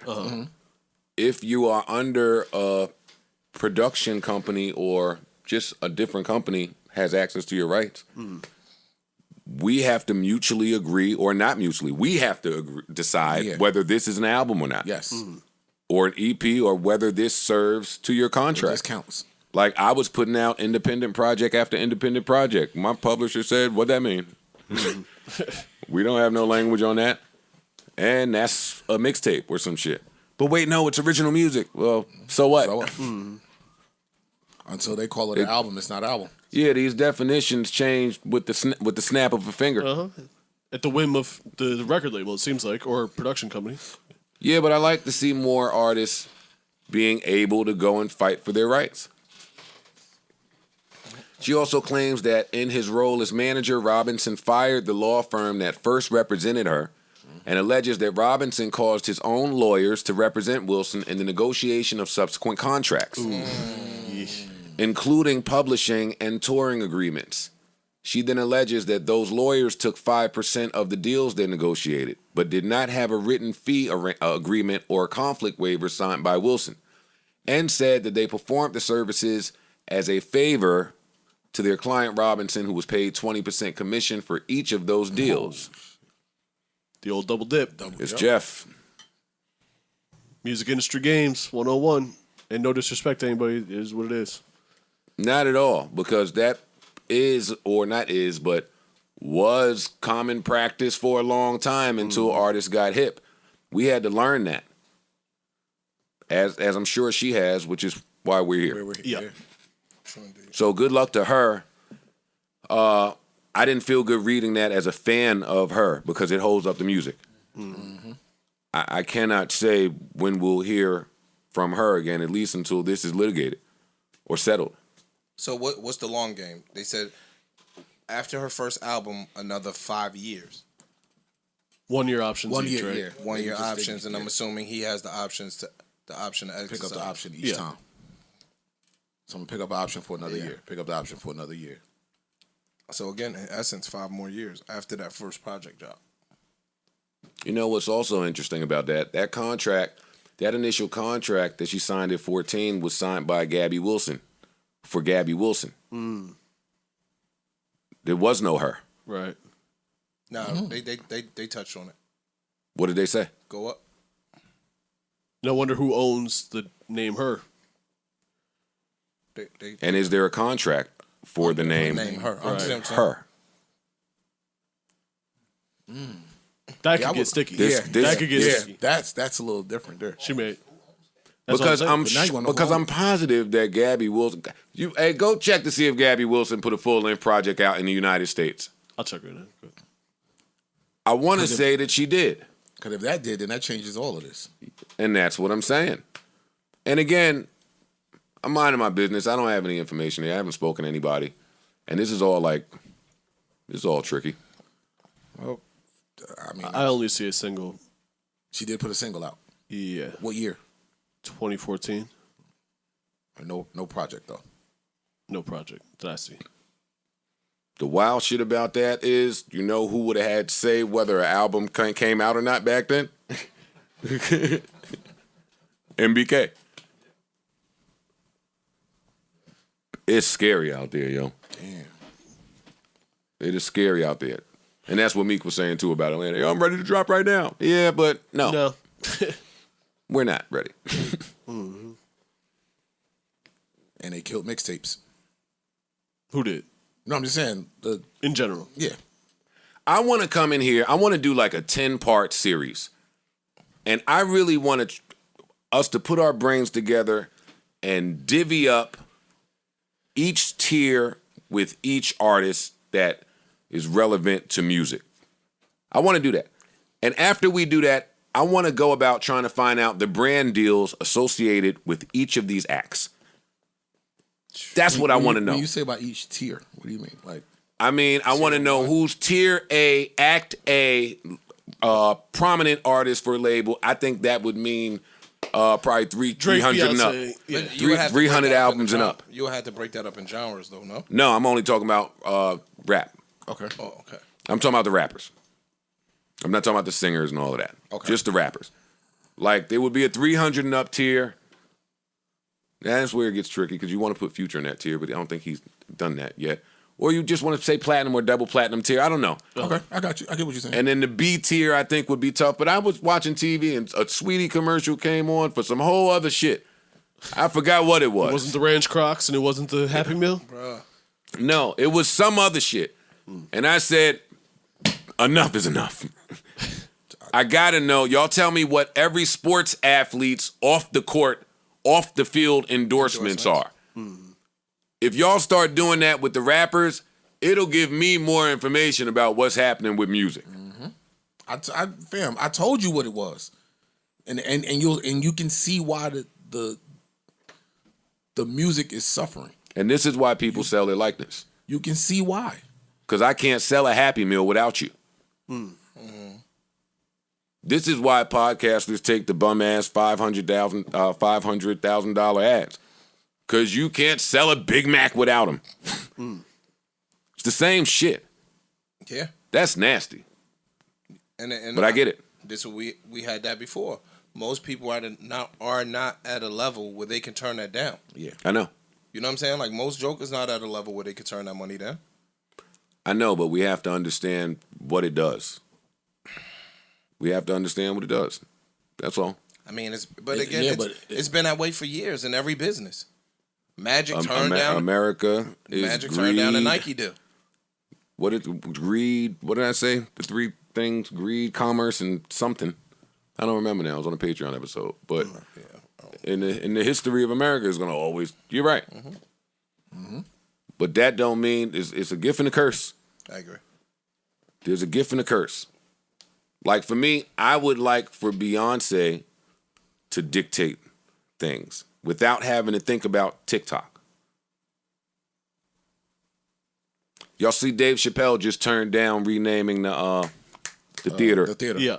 Oh, I think he renamed it. He did not no, in his not name. in his name. Not in his name. He renamed it to the Theater of Freedom of Artistic Expression. Yeah. And he went on to say that at some point, if that's threatened, then we're all threatened. Mm-hmm. And I agree with that. Me too. That's relevant for me in the TikTok conversation. Because Quincy said, if you go in the studio and you're thinking about making a single or you're thinking about money, the creativity or some shit goes out the door. Yep. Uh-huh. I'm fucking up the quote, but it was something to that effect. I can understand the relevance. It's the same thing. I want to hear Beyonce. And if Beyonce comes up with that, just her dream and whoever, then I'm rolling with it. Yeah. But when I look at it with the role that TikTok is playing, with everything that every artist has been saying about TikTok, the label people and the deals they're cutting with TikTok, it gets foggy. Let me ask you this. Do you think she's big enough? Yes. Yes. Absolutely. For whatever the answer is. Yes. So she's big enough to do whatever she wants. So she don't have to do that. She don't have to do nothing. That's what I'm saying. She don't have to do nothing. And not just that, in her general... But she's her own metric. Yeah, in her general music bag, I'm sure if they just gave her creative freedom to do what the fuck she wanted to do, 1 or 2 or 3 or 4 TikTok joints would just come out of her normal bag. You get what I'm saying? Well, that's where my grievance comes, right? Because the marriage would be there. Tech would follow the art. Yeah. Yes. Shit, Beyonce was early on that shit. Remember the hotel shit with all the girls dancing on the balcony and all that shit? That was years ago. And I don't know if it was Ticket, it might have been Triller or one of the other similar apps at the time. Viral clip challenge things. Yeah. Mm-hmm. And that's why I'm not necessarily just talking about, I'm not really talking about Beyonce, but we're talking about this record, so the conversation is here. Yeah, true. I don't put that on her because her credit history is outstanding. She's gonna just do what it do. But what it means for the rest of y'all, right? It sounds scary to me. It does. That's why, that's why I told you. Yes, the copycats are coming. Once you see them two do it, that's it. That's it, bro. Yeah, but we say that, right? And yes, because these two are creme de la creme. Mm-hmm. Yeah. But I mean, I've been watching Ty Dolla $ign EDM every record of his, no matter what genre it is, for the last however many years. I watched St. John do the same thing, right? I watched there's a few niggas that whatever record they put out, a house electric alternative version is coming to be played in the Miami elevators. Yeah. So we'll see where this trend lands. Nigga, overseas. Well, yeah, and overseas. I mean, of course. Really keep discounting the overseas markets. No, we keep saying it a lot. You know what I'm saying? No, I'm just saying, like, people think America is everything. It's not. Fam, we can go back. Flow Rider Pitbull. Yo, I remember having... We could go back to the 80s. People were doing dance remixes. No. I'm talking about rappers. No, yeah, you're right. Flow Rider and Pitbull's first singles were rap records. Mm-hmm. And then said, hey, man. That money over there. Yo, you see what's over here? Yeah. I remember... And said, fuck y'all and never look back. Yeah, I remember going out to dinner. It was me, Toy, D-Nice. D-Nice said, yo, Pitbull's one of the biggest artists in the world. The niggas was looking at him like he was crazy. That nigga was probably the biggest artist in the world at that point. It's crazy. D-Nice lied to somebody about being at that dinner. Oh, okay. Stupid ass nigga. This nigga's so stupid. He put some other people in the seats. No, I'm just saying, it should blow. Yo, me and D-Nice on a Saturday night at around 9 p.m. Yeah, no, I was using him as but I get a valid person in the music industry that can make that judgment call. Mm-hmm. You know what I'm saying? And he said that this had to be like 15 years ago, B. And I was like, come to find out, Mr. 305.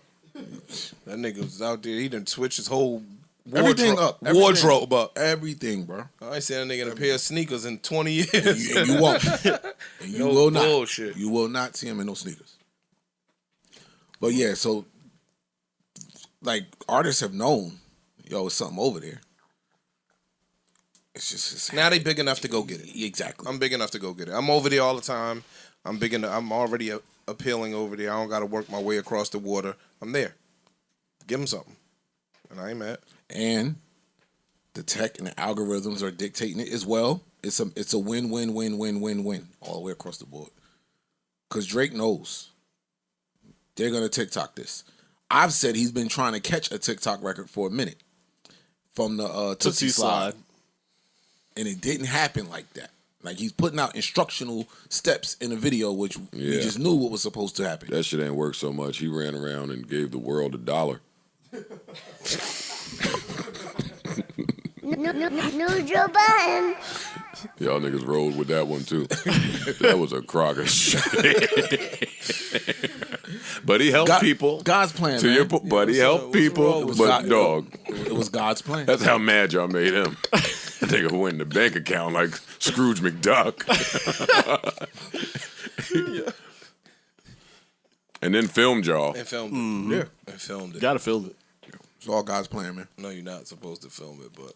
No, you gotta film it. Gotta film it. How they gonna know what happened? I want to meet the guy that started that. That started filming the homeless people while they was giving them food and shit. He should get jumped. Yeah, he should. He really should. He should get beat up. And nobody should get beat up, but some homeless dude just smacked that shit out of his hand. I watched one a couple months ago. Good. Like, yo, fam, you gonna film me? That ain't charitable, nigga. Trying to get your own narcissistic props off. Mm-hmm. Go ahead and play. One of them homeless niggas is doing curls and dips all day. Push up city. Y'all push up city. Go ahead and keep playing. All right, is that all for music? I think that's all for music. I think we're finally done with music, bro. All right, is there anything in lifestyle? What? I got to break this shit down in segments for you niggas. No, you don't. Y'all don't listen to a Beyonce song when it drops. I had to text you that's important for the gig. All right. And you still ain't hear it? Of course I heard the song. Of course he heard it when he got here. Come on. What else we got? Y'all want to talk about the Pergola lawsuit? I have no idea about the Pergola lawsuit. So, go ahead, because that's your That's bag. not my bag. Nah, y'all love Pergola. Stop. I do like Pergola. Two gentlemen. I like Pergola too. Two black dudes went to Pergola not too long ago, and they stopped them. Wouldn't let them in. So they started to have a conversation like, yo, call a manager. Manager comes out. Wouldn't let him in. Black security guard tells the two dudes, yo, yeah, we don't really rock with your type of black people. Or something to that effect, allegedly. That's what the dude said. Okay. Not knowing who the dudes are. One of the dudes' father owns a restaurant. Like, they not, you know what happens with us, we kind of get judged. And you don't know. You could be talking to a judge's son. You could be talking to fucking Clarence Avant's nephew. You get what I'm saying? Like, you don't know who the hell you talking to. Mm-hmm. And they treated them like they was food. And the boys got a lawsuit going. And it's getting traction. It was on the news. It's getting picked up everywhere. Well, a little bit more, because they was like, yo, we've come in here dressed like this before. No, we see white people walking out in sweatpants in here and now, t-shirts. yeah, dressed way more casual. Yeah, more casual than we are. Mm-hmm. So it was clear that it wasn't a dress thing. And now there's a lawsuit going. Did they videotape it or something? Like, how do they? No, but I mean, we've seen this with all of them. They went right on Pergola's social media, right on their Instagram and stuff, was just pulling pictures. Like, look what they got on. Look what they got on. Look what they got on. Yeah. Like, they went to social media like, yo, jokers are taking pictures in the club with way more casual shit than what we had on. So is it a dress code thing or is it a black thing? And they said that they were having not an argument, but a conversation with one of the bouncers. And he said, yo, we don't really cater to this type of black, like y'all type of black. But I think the bouncer was black, right? I think so. He said, he doesn't let your kind of black people in here. That's what he told him. Allegedly. Because that sounds really I don't nasty. know. Yeah, that sounds nasty. Crazy. And I don't know if one black man says that to another black man, but because most of the bouncers are black. There's occasional white bouncers at Pergola, but most of them They don't even sound like how a bouncer talk, though. It don't. Yeah, word. They ain't letting your type of black in here. Like, They don't. So it's alleged. That sounds a little nuts to me, but It's not. Listen, I've been mad that I didn't get into the club before. It's not unlikely. I never thought about suing. You know what happens though, from us, and we had this conversation. dog, after a point, it's like, yo, fam, I'm tired of y'all. Yeah, respect. Because all y'all saying is that the nice, decent spots, we don't have enough class or coof to come here and behave. It's insulting. You get what I'm saying? Yeah. Like, you let every other race of white people in here. Has a club ever not let you in because you were white? No. So you wouldn't really have. That's what I'm saying. So he's probably. But the frustration wouldn't be there to sue. No. There you go.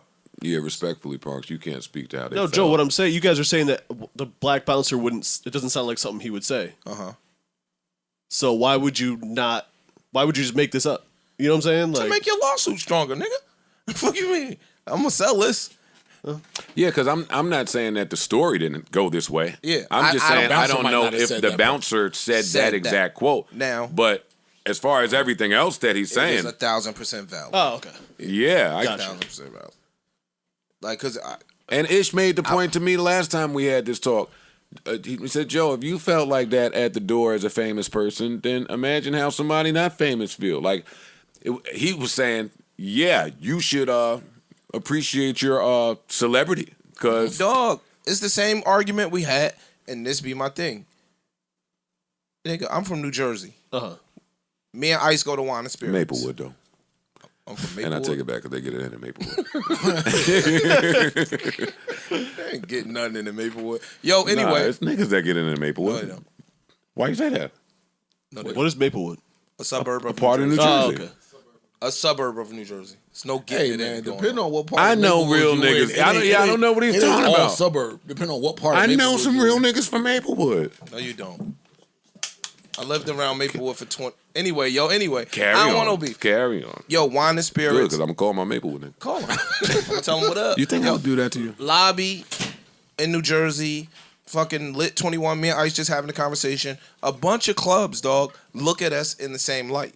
It's no difference. The fucking the Wine and Spirits. Me and Ice went out there. The dude told him go to Burlington. Bellington. Go to Burlington. They do that. No doubt. But Oh, yeah, Joe no could question. walk in with what he has on. You always sound and skeptical they that this would have happened at Pergola. That's all. No, They were saying they were skeptical of the bouncer saying. Oh, okay. We My know fault. that I'm happened slow. to us Remember me and at Joe Pergola. argued Yeah, over yeah. Pergola like a month or know two that. ago. Yeah. And I'm just saying, like, that's characteristic of these clubs nowadays. That's why a champion, fuck them, get our own shit. You disagree? No, not that. Oh. But I've been in clubs. They about to tear your fucking Never ass mind. up. Go ahead, I'm nigga. cool. Nah, Go I'm ahead, cool. tough guy. I'ma cook. Come on, new ice. Yep, I want to hear new ice, Joe. How you spell ledge? No, I'm not going. No. The backspace. Backspace. Yo, Pusillanimous. I'm just cute. There you go, my man. Hit me one more time, Parks. Pause. I'm not going on the ledge, bro.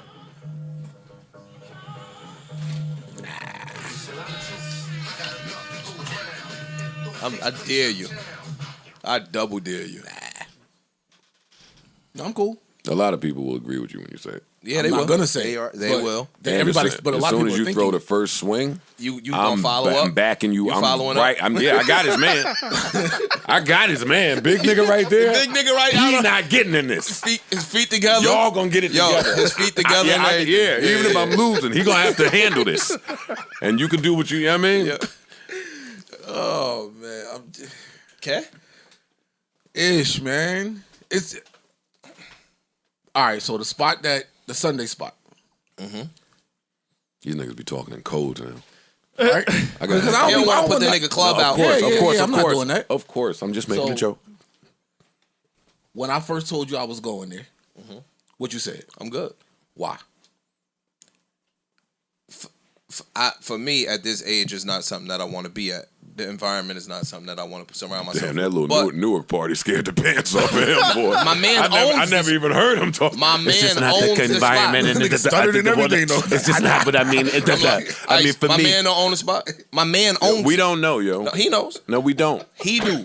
No. You gonna take the knowledge out his head? Stupid. Go ahead. Nah, nigga got shot in the head right in front of the spot. I don't want to be around that at 46 if that's something that particular environment is something that I can avoid. You I'm talking about cool. from a few years ago? No, nigga. Two years ago? Yeah. That's what I mean, yeah. Yeah, about 2 years ago. You get shot in the head during the pandemic. That's crazy.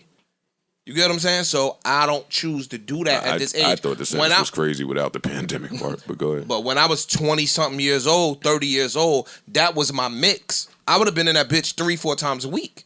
You get what I'm saying? But at this age, it's not something that I want to do. When I go out, I don't want to have to mean mug. I don't want to have to tuck my jaw and have my chin low just in case. I don't want to do that. I want to be friendly. Yes, I want to smile and what up, my nigga? How you? I want to say nice hi shoes, to the dog. guy That's next dope to jacket. you at the bar. Yeah, yo, y'all compliment dope. a guy. Hey, where'd you get those sneakers from? Hey, So to Ice's point, because he being sucker, so I'm gonna take it and run with it. But it's Because Ice's point, I don't know what he's saying. I'm about to tell you. I was trying to say it in a nice way. Yeah, it's really no nice way to say it. Yo, Ice's sometimes we way don't of know how to saying fucking it is, act when we go we places. be doing some bullshit. So if you own an establishment, you kind of want to shy away from us because we get in there and act stupid. Stop. That's what Ice's point was. Wait. But there was a way to get that point off without us doing that All right, shit back on up. this platform. Listen. Back up, take it off. No, we're not taking nothing off. The we. Because that's not us. True. So But that's the only. I'm not negating your point. you can't tell them that that's not us. And that's what I was trying to say. They don't know that. Okay. They know. They'll never. I'm gonna take that back. They know. They'll never know. They'll never know it if us. True. If we sit If and we keep can't saying get in, we. you are Because correct. that's not we. True. I never went nowhere and thought about shooting niggas in the Ever head. in my life. That's true. I never thought about shooting the niggas None of that. outside. None of that. I'm okay. Let me reword it. The shit that happens comes from people that look like us. To them, especially, or a nice percentage of there you go. The shit that takes place of a negative nature comes from a lot of it comes people from us. that looks like us. Can we all agree to that at least or no?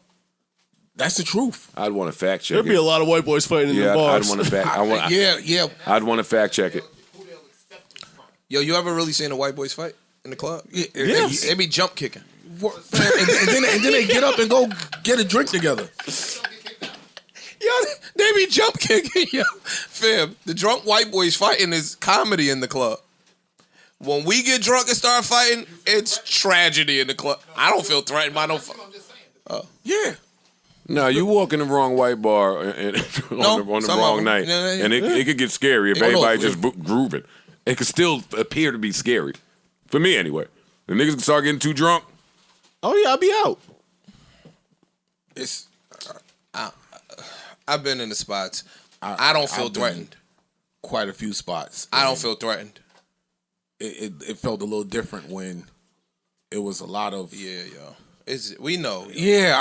So you could kill me all y'all want, but a lot of that shit we play a part. People that look like us play a part in the perception. In the perception of it, yes. So if you're a bit from a, I hate all of that. I hate it. I hate it too. But I'm just saying, what do you? If you have a business and you're trying to run your business, and this is what you the data that you have seen being a club owner or whatever. You want to try to curb. I that just the don't best like you can. it. When, I just don't like it. I don't like it when you have no reason to do it. Like I've been to lobby a couple times, and they borderline be picking with you, my nigga. I went to Lit 21 in New Jersey. They wouldn't let my man in. My man had a Viagra in his pocket, right? And the dude was like, yo, you gotta give me that. He's like, yo, it's a Viagra, dog. It costs $20. I'll go put it back in my car before I give it to you. My man went to his car, put the Viagra in his car, came back, and they said, yo, you can't get in. Like, you just picking, you know what I'm saying? Like, that's not a reason not to let somebody, it ain't a perk. It ain't no fucking value. Like, it ain't nothing you selling. They just will find a reason in which not to let us in the club sometimes. And that shit is corny to me. I agree. You know what I mean? Like, that shit is whack to me. So, my thing to that is, fuck them. Get our own dope fly shit. I stand on that. Get our own dope fly shit. But when we do, we gotta support us. True. That's really what it boils down to. Because we won't support us. Like, your man has some dope shit right around the corner and won't nobody go to it. Nah, if it's some dope shit, I'm in there. I'm a regular. You know what I'm saying. Yeah, I feel you. Niggas won't go there. That's my salt. Because again, we had this conversation often. I don't want to make it that, but dog, we can't go to them to fix us or to fix anything. They already telling you how they feel about you. Fuck going to them to fix it. Fix it ourselves. That's my stance. Fix it together. But to the gentlemen that were discriminated against, Good luck to them. Mm-hmm. What I'll say to this is I would like, you know, and I want to applaud all of the people running around teaching financial literacy. Indeed. There's a bunch of them out there. It's a bunch. But just knowing the power of your 1 cent, the power of not only your dollar, but your presence. And your voice. Let me tell you something, man. And this, I have echoed this over every year this podcast has existed. I can't say why all of them pilots called out of work, but when they did, it worked. Flights got canceled. Something changed. Mm-hmm. Gotcha. Not only did the flights get canceled, people that had places to go had to sit their hot ass down for a second. We mentioned this with Uber too, with the drivers and the power that they had. We ain't even got to do that. The train conductors just did the same thing. Mm-hmm. They didn't like that shit y'all was what y'all pay on holidays and blah blah blah blah blah. Mm-hmm. Amazon and Starbucks doing it right now. Apple's doing it. Yeah, Apple employees. Actually, one Apple store they actually successfully unionized. Awesome. Oh yeah, that was got it. Mm-hmm. Yeah, but we never really hear the results with some of those bigger ships. I highlight the teachers, conductors, and pilots because immediate, instant gratification. Yeah. The next day y'all better get to calling, have your people calling people, because y'all can't afford for this to go on for another week. Keep going. I want to touch on what you say. Go ahead. The difference with those things with the pilots, the airline literally needs them. Mm-hmm. It's not a want, nigga. It's a need. Mm-hmm. With the nurses, you need them. They generate revenue. Mm-hmm. When you start doing some of the discriminatory shit, they don't really need you. The shit gonna be packed regardless. They know that. And a spot like Pergola or a spot like we talking about Lobby and all of them, but they have a demo that's gonna pack the bitch out regardless. I don't know. All it takes is the right person to post. Yeah. I go there, yo. The right, but I get you, Ish. But the right the influencer, you know. Yeah. Because Pergola be having them in there. Let a I don't know, a LeBron say, yo, we not fucking with that. Mm-hmm. Nigga, we saw Rihanna pull out a Snapchat and they lost fucking how many $1 billion? Snapchat ever popped back. Listen, yeah. I'm just saying it. If it reached the right person, they don't. That was the athletes and Ross and Lyra that got Pergola all popping crazy. Like in New York, we knew what it was, and that's when I saw a lot more black people. Shut down, I saw a lot more black people there, and so Pergola became the spot for the athletes. If the Nets and the Knicks was playing somebody, they was going to Pergola. That used to be a club in New York, but the club scene in New York has kind of died down. Yeah, right. So now when niggas come to town, it's safer. It's grown. It's sexy. Mm-hmm. Music. Food is decent. Mm-hmm. It's a nice little ambiance. You ain't gonna be crowded too much. They go there. Small. It's mad small. Small. They go there. So I don't know if the influencer dissing them is gonna stop their bread flow. It might stop some of the notoriety from the celebrities and going, but I don't know if it translates into monetary loss. But if the celebrities now pick the new spot, if all the celebrities start going somewhere else, somebody got to make. Well, they already have. That's where somebody got to make one. Well, they already have, because Say Less is around the corner. Say Less is food. And it's a different ambiance after a certain time. So see, I don't want to highlight what they to there. Yeah, but I just want to highlight the treatment. Mm-hmm. But fuck what you go there for. I think if you want your business to thrive in certain places, you're gonna need some black people. Unless you're just using us as the upstart and then want to throw us to the side when you get popping, like we've seen a lot. We've seen a lot. I'm gonna knock them. All I ask is for the ability to know. That's all I want. Because again, we in America, so private businesses. It's the private business for a reason. It's true. We want to be private because some of the shit that if it wasn't private, people wouldn't come here. Yeah, and we ain't going public until we can privatize what's supposed to be private. Like I know what go along with that. So I had a point I was getting to, but I don't remember. And I don't want to knock them because I like the dude. But you don't think all of the popping restaurants in the city, like now, they've picked up on where the dollars are coming from. I think it took a minute because New York is kind of pretentious and bougie. They know that the black people are spending the bread. You want to get a hot spot? You had a right artist in there. It's going to pop off. Food don't got to be good, nigga. I'm not an A-list, B-list, C-list celebrity by social standards. I disagree, but go ahead. I'm not. No, I don't think. That's not true. Go ahead. But millions of people listen to this thingamajiggy. And ever since I went on that little strip club rant, just using my voice to vocalize something that I see happening in the marketplace, I have not been to a strip club where the owner or the person running it hasn't come up to speak to me about business practices and nightlife. Really? That's amazing. That's the power of voice. True. That's why I said. That's the power of just spreading a word. But now let me ask influence. And wait, before you do that, I want to shout out that strip club from the other night now.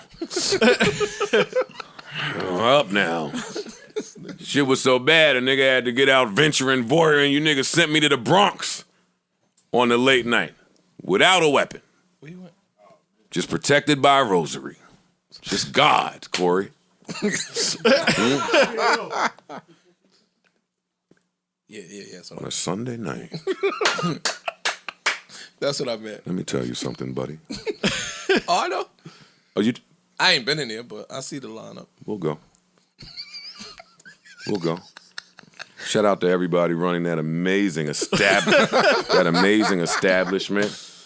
From the dancers, bartenders, on down, the bus boys. All the track a lot of kind people there. The security. All the track and field people running the spot. No, listen. I had a really good time over there. I believe you. In the Bronx. But I'll be back. But to your point, I was going to ask you, even though they came to speak to you, to address it, did you see a difference in the shade of the people? Well, no, because the places that I go, consistently, they don't have those problems.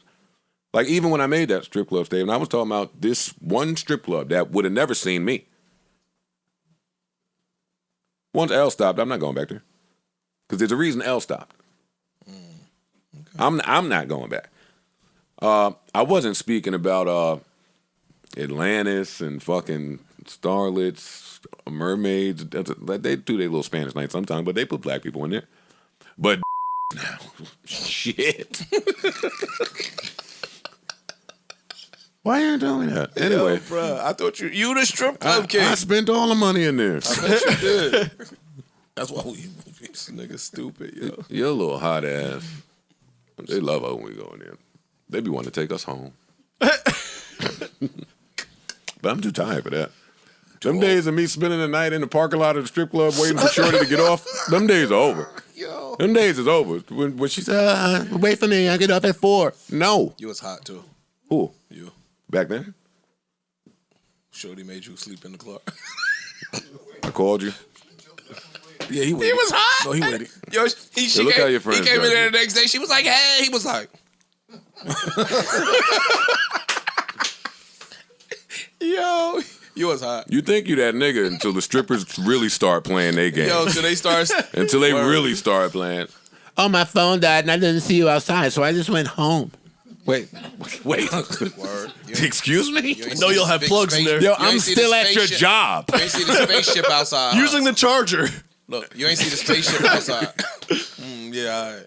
That's funny. Banging on the door at 6, 7 in the morning, bitch. Little metal gate. Yeah.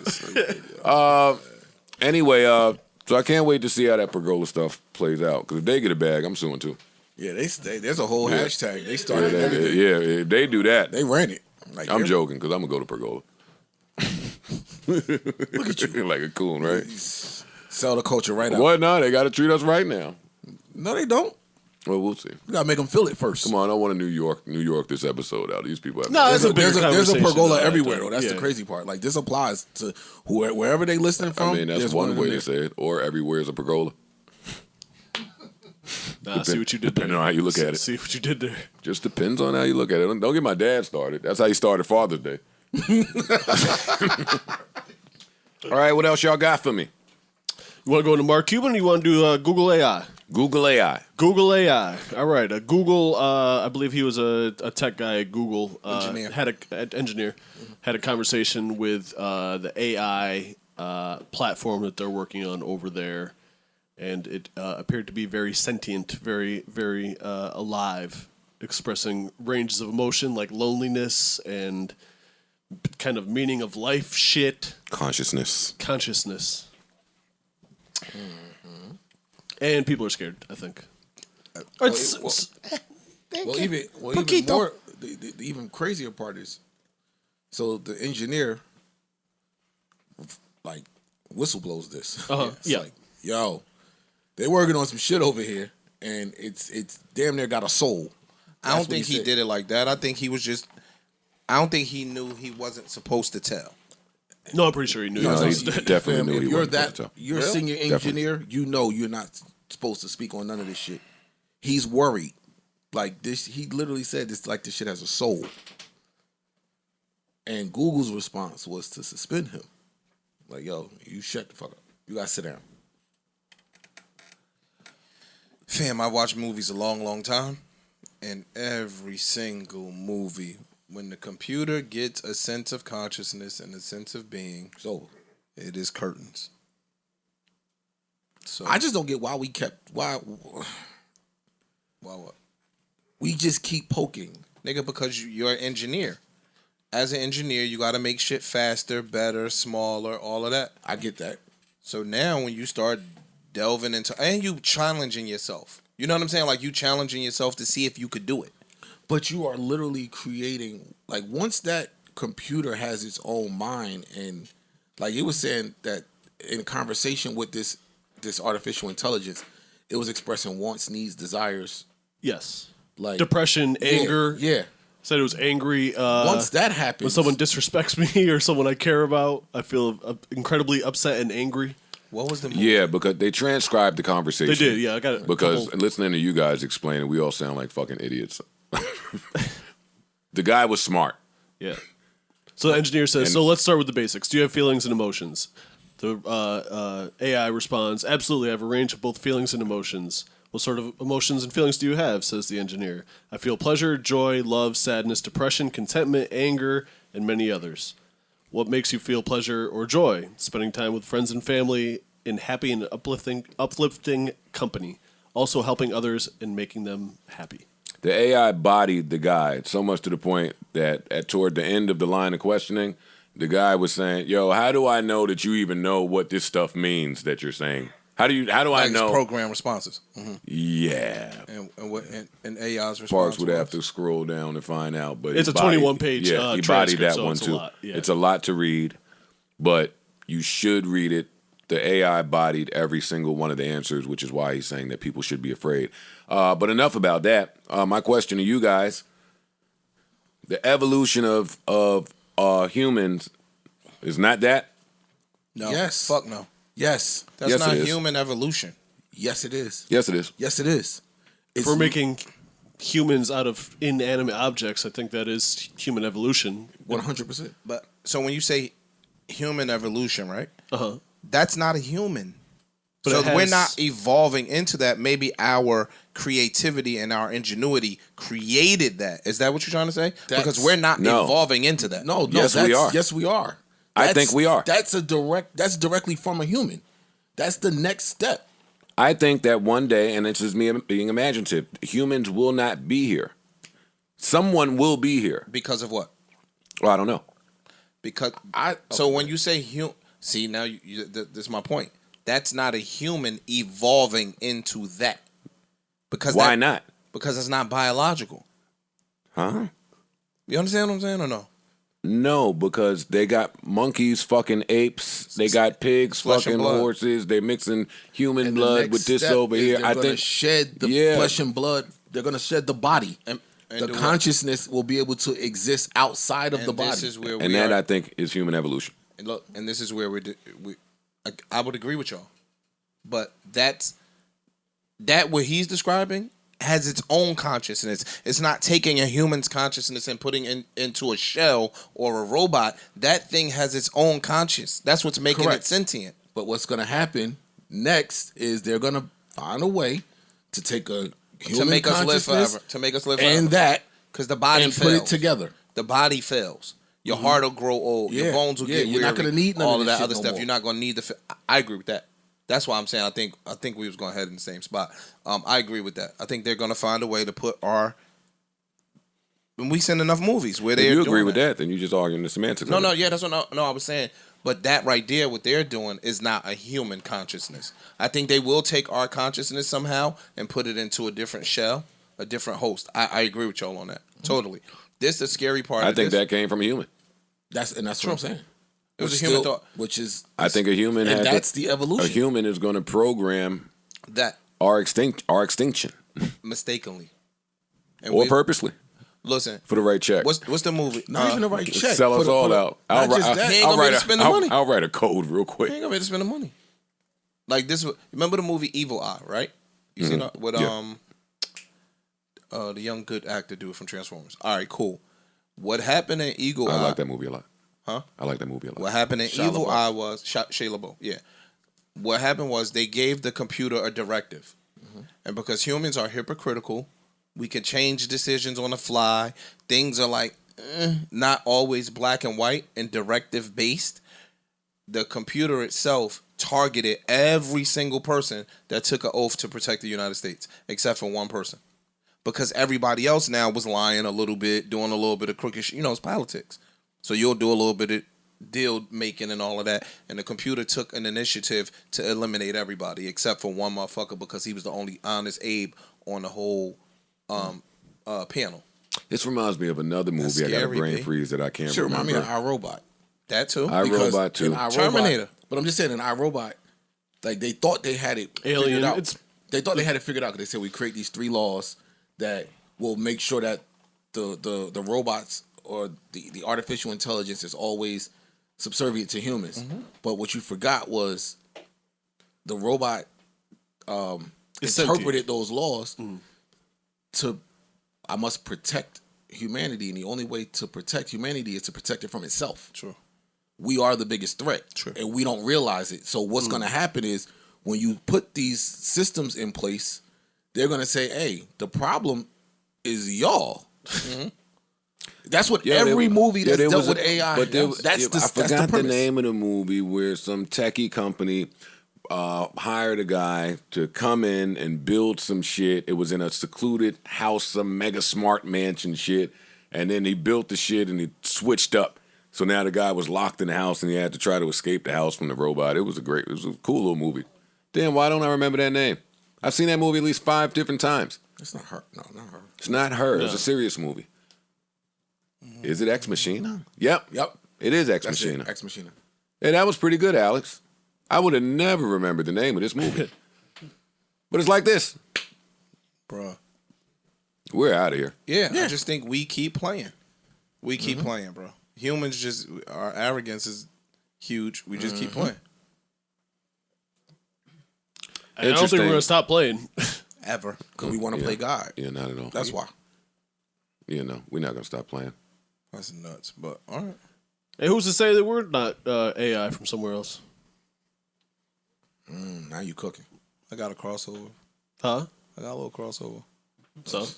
I see what you did. I mean, we could be. I doubt it. Could be. There's a drum roll for this. Nah, we good. We don't need none of that. Oh, you took it out. The drum roll. We have babies. I got it. Okay. We've evolved into our own living consciousness and reproduce. Good point. It's possible. Yeah, that'll. This nigga 40 seconds later with the little drum. Nah, you was getting your drum. You was getting that for that. Yeah. We were. If I'd have had to grab the drum out I would have come back tomorrow to do it. Nah, I'd have went and got the drum from over there. You was gonna get a drum. Yeah, word. Somehow. What else do we have? Medical breakthroughs. Yeah, Mark Cuban launching his cost plus drug company, which is big round of applause. Shout to Mark Cuban. Yeah, this is. Look at billionaires doing good. Yeah, there are some good billionaires out there. What the company does is offers commonly used generic drugs at a 15% markup, plus $3 dispensing fee and $5 shipping fee. And the price is still over 1,000% less than what the other generic niggas is charging now. Mm-hmm. He putting 15% on it. Right. And telling you, I'm putting 15% on it. He said that's industry standard. Yeah. We'll put 15% on it. And then charge you, processing fee and shipping, and that's it. You got retail, a generic medication here, retail price is $2,500. He's selling for $14.40. I love this, yo. That is amazing. Yo, he need a Nobel Prize or some shit. If this really pans out, they gonna kill this though. The government gonna find some way to put stop to this. But if this grows and grows and grows, he deserves some different level of award, my nigga. I don't know if they should stop it because the reality is you're still just getting more people's medicine. You know how much money you? I'm gonna agree with you. You know how much money Pfizer, J&J, Bit. Oh no, listen, I understand that. They gonna find something to put an end to this. It's some new legislation about to go in place. But if I can get more people opiates, they might look at it on the bright side. We not making a spanky. They're not making that like that. The opiates are addictive, right? So which means you gotta buy them, at my price. I take it a step further. If the pharmaceutical companies ain't gonna have a problem, the insurance companies are. Yeah, because to deal with this, he won't accept insurance, and they two of the biggest lobbyists in the world. So you got both of them pissed off. Yeah, that's true. Yeah, this won't last long, but I'm shouting to Mark Cuban for the idea of trying to help mankind. Just for trying. Yeah. Another round of applause. I have faith in it making it through. I do. I think they'll find clever ways to villainize it for sure. Like even just the not taking insurance thing alone, they'll try to make that like a bad thing. They'll scare you like, oh man, your insurance doesn't take it, but how are you going to afford it? Man, like, well, it costs $20. So be on the lookout for accusations and shit like that. Now, it's coming. It's coming. You want to talk about all the misconduct? You talking about billions. This is when they start. This is when they start attacking. Yeah. I agree with you. I mean, this shit cool and all, but is Zach LaVine going over there or nah? let me get niggerish for a minute. Nigga, is you getting Bradley Bill? Is Luka gonna have help or nah? I'm joking, yo. I'm not talking about the Lakers right now. I'm not doing it. I'm not first take. Getting ready to get I'm not Sports Center. That's what y'all getting. I'll take him in a heartbeat. Bradley Bill coming. I will take Kyrie in a heartbeat. In the Lakers? No, the Knicks. I'm never talking about the Lakers. He'll fit good with y'all. That ain't my business. Laker business. Stupid. Anything else we got, man? Yo, speaking of Lakers, right? Okay. First take. Serious question for y'all. Let's go. Mm-hmm. And please answer this honestly from each of you. The 2001 Lakers. Oh, go ahead. Where do y'all think the opinion from our audience comes from that we have the worst sports takes in the history of podcasts? Seriously? Yeah, I'm asking you. Where do y'all think that comes from? I know a large part of it is historically Parks and Chris Paul. Oh yeah, that's. It was one of those. It was a one football take that they put on you. I don't remember what it was. I think they put two of them on you. I think my football we smoked Josh Allen. Oh yeah, that one. That's what did it. That's true. That's what did it. And then that's what solidified. Then he heard the pod. He watched the pod. Yeah. Yeah, went nuts like 4. I tried to protect y'all from that. No, we was wrong. So y'all call me the boss, but won't trust me to lead. Sometimes you just, you get a little ahead of yourself, and we was fucked up. It's just had a few crazy ones that they might. He picked the Hawks to win the East this year. I did. Like I be wanting to fight them when they say that, hey, shut y'all sports takes up, but I understand it a little bit, I guess. No, that was terrible. I think that some people didn't necessarily play sports, so when they look at sports it's objective, like you looking at the highlights, and so they might say somebody like Paul George is a bum because Paul George don't necessarily get the accolades, but Paul George is probably one of the best players in the league. And a tough night out if he's walking in whip with you. Yeah, Paul George is a rough night. I mean, sports is like politics. Like it's pick a side. That nigga was in line in front of me. There's no politics involved when he kicked up on the Pacers. Like after some playoff shit, he came outside. LeBron when he was kicking on Bron in the man. Yeah, he came outside. They like Paul George a lot. Nah, they do. You turn around, nigga 6'8" behind you with a handle. He dribbling behind you. Jump shot. Dribbling. He's shooting over you, elbow on the top of your head like this. Yo. I'm like, yo, dog, yo. I'm trying to walk in here, man. Yeah, Paul George is tough out too. What else did I have? What else? I thought I had something else that might have been. Oh, this is important to me because I'm a huge fan of the elements. Earth, wind, fire, water, all that shit, right? September. And September. What a record. I believe there to be something in the water. That's not a callback to the festival. I think that the water is aggressive right now.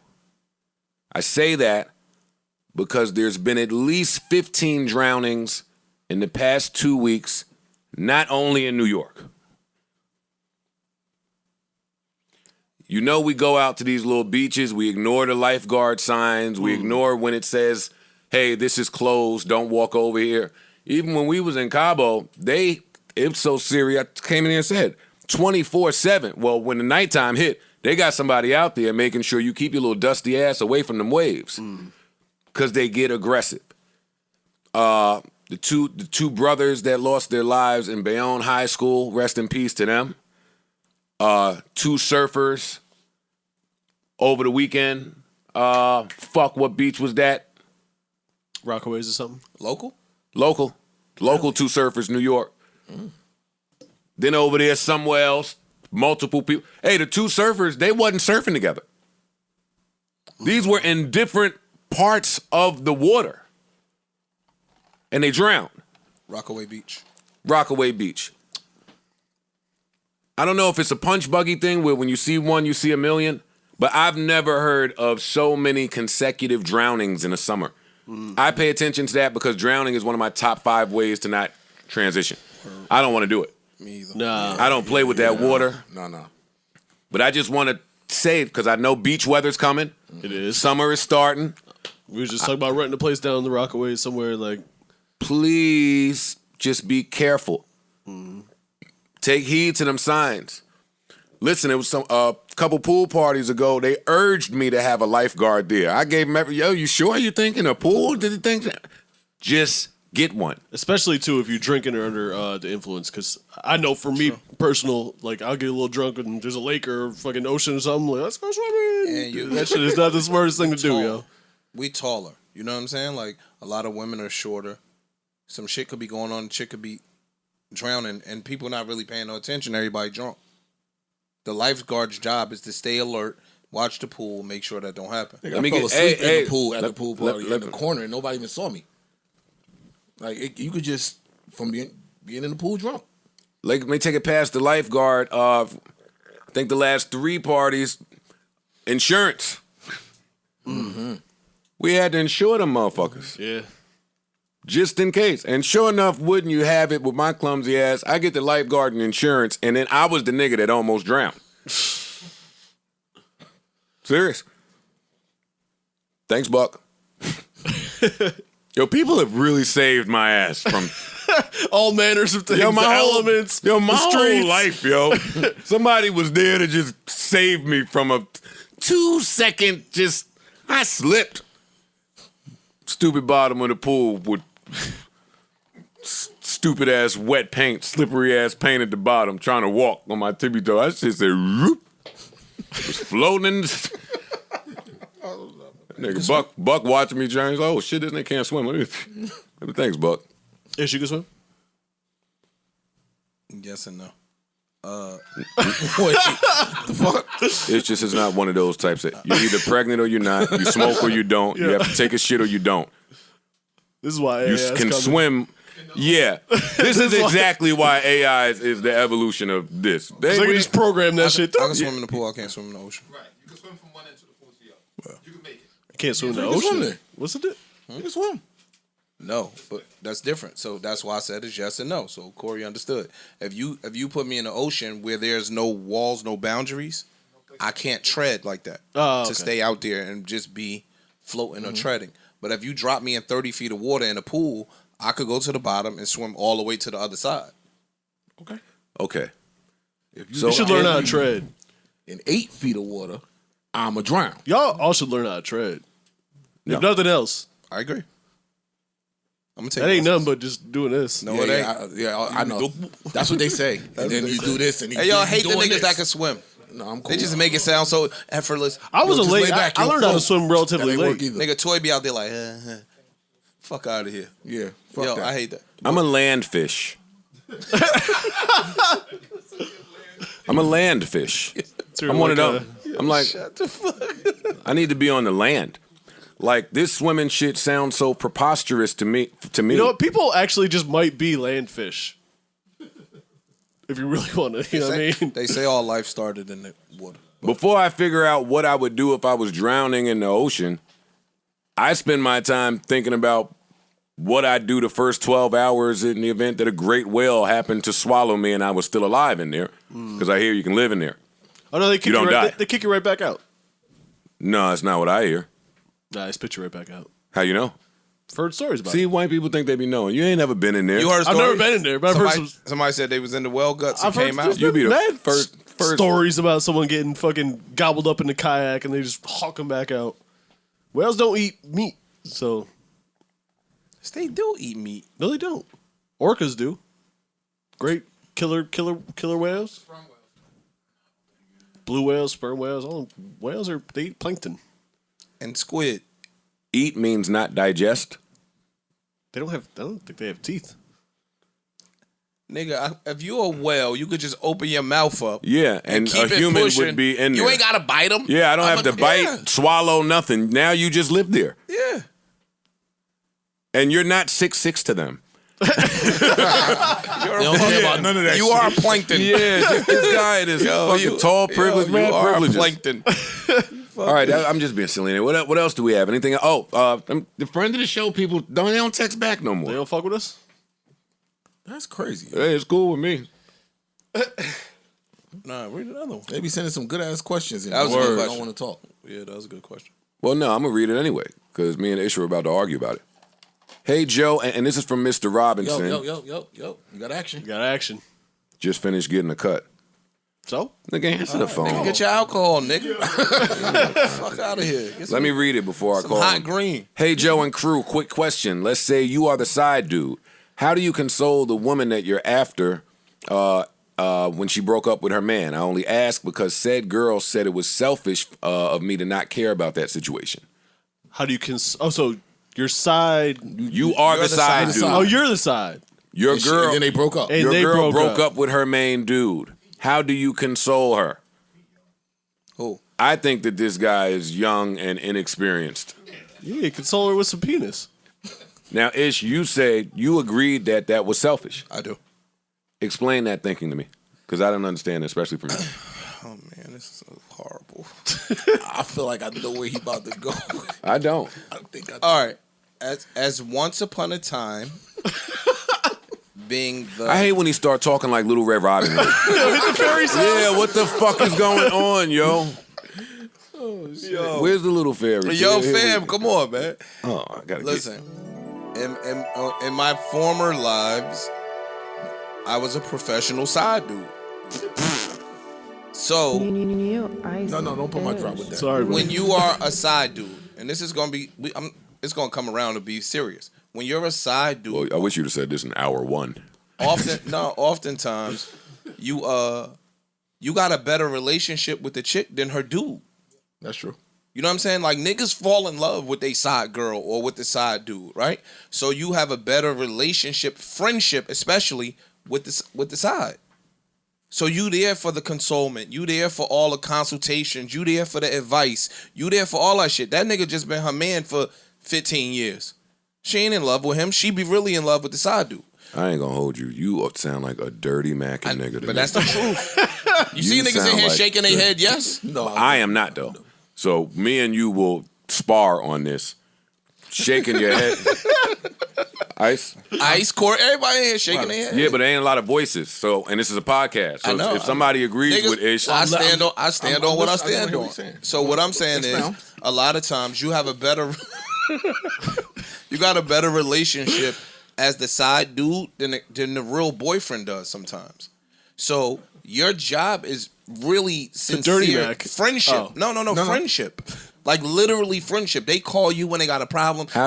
They call you for advice. So when you break up and the chick is now distraught or she's emotional, your friendship now kicks in, and you are supposed to be the consoling you factor. are a sick nigga. You are sick in the head. Do you hear yourself? And you trying to spit this shit like it's normal. It is not. Ice, you agree with me or you disagree? He right, yo. Corey, you disagree? I'm telling you. Right. You're not telling me. You're not telling me nothing.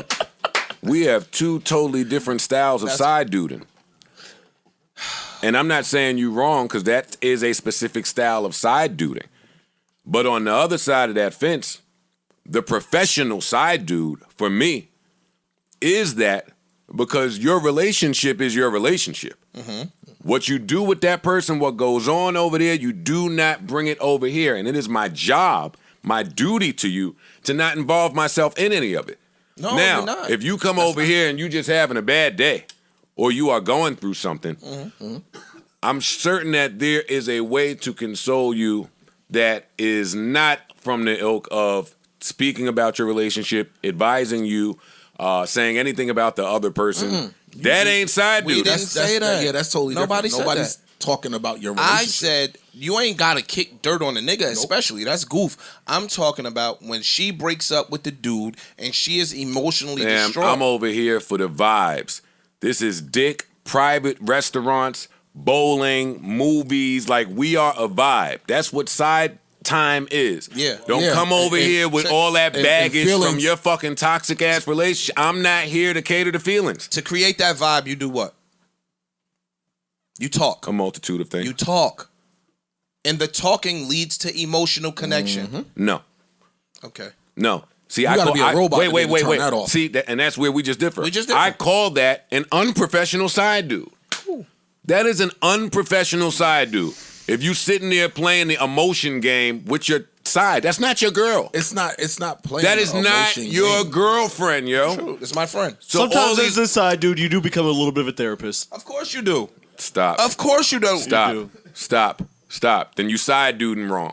Well, maybe I'm not. I don't claim to be no professional side dude. Then you side duding wrong. Because you go ahead and play around. As a professional side dude, it's not your job to try to make that girl or incentivize her to leave her relationship. You're not doing that. I want you to stay. What the stay? No, you don't. Yes, I do. You really do. I'm talking no, for that you nigga. Do not. Yo, dog, forgive. You don't want her to stay. You're changing the story. The girl has already broken up with the dude and she is distraught. I'm not making her break up with the dude. She's broken up with the dude. To your knowledge. She was cheating. So? Yeah, call Roscoe, man. Mr. Robinson. Roscoe, yo. Mr. Robinson?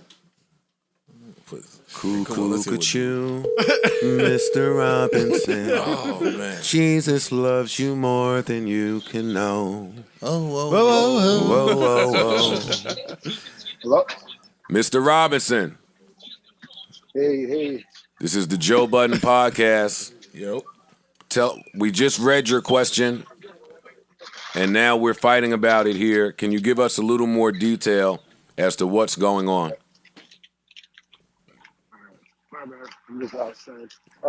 Are you drowning? No, are you in a whale? The service is bad. I got a face mask on. My AirPod isn't. We can't hear you, and this is a professional broadcast, so I will give you a few seconds to get it together. Hello? Hey, yo. All right. Yeah, no, I have my AirPods in, so it's much better. What's happening? There's a girl that I've been messing around with for a few years now. She recently just broke up with her dude. So right now she's going through it, but expecting me to kind of go through it with her. And your stance is what? That it's not really for me to care, because if we were messing around I kind of see it as well. All right, there you go. Good riddance. See, there we go. We differ there. Because me, as the side dude, I don't want him to be good riddance. I want him to stay right where he is. Because I want to play Robin. He can be Batman. I want to be Robin. I think, for me, your ideologies conflict. Because if you want the dude to stay there, then all of the caring about all the emotions, talking on the phone, being there when she get off of work, the good morning, all of that shit, you're doing a lot. That ain't side dude time for me.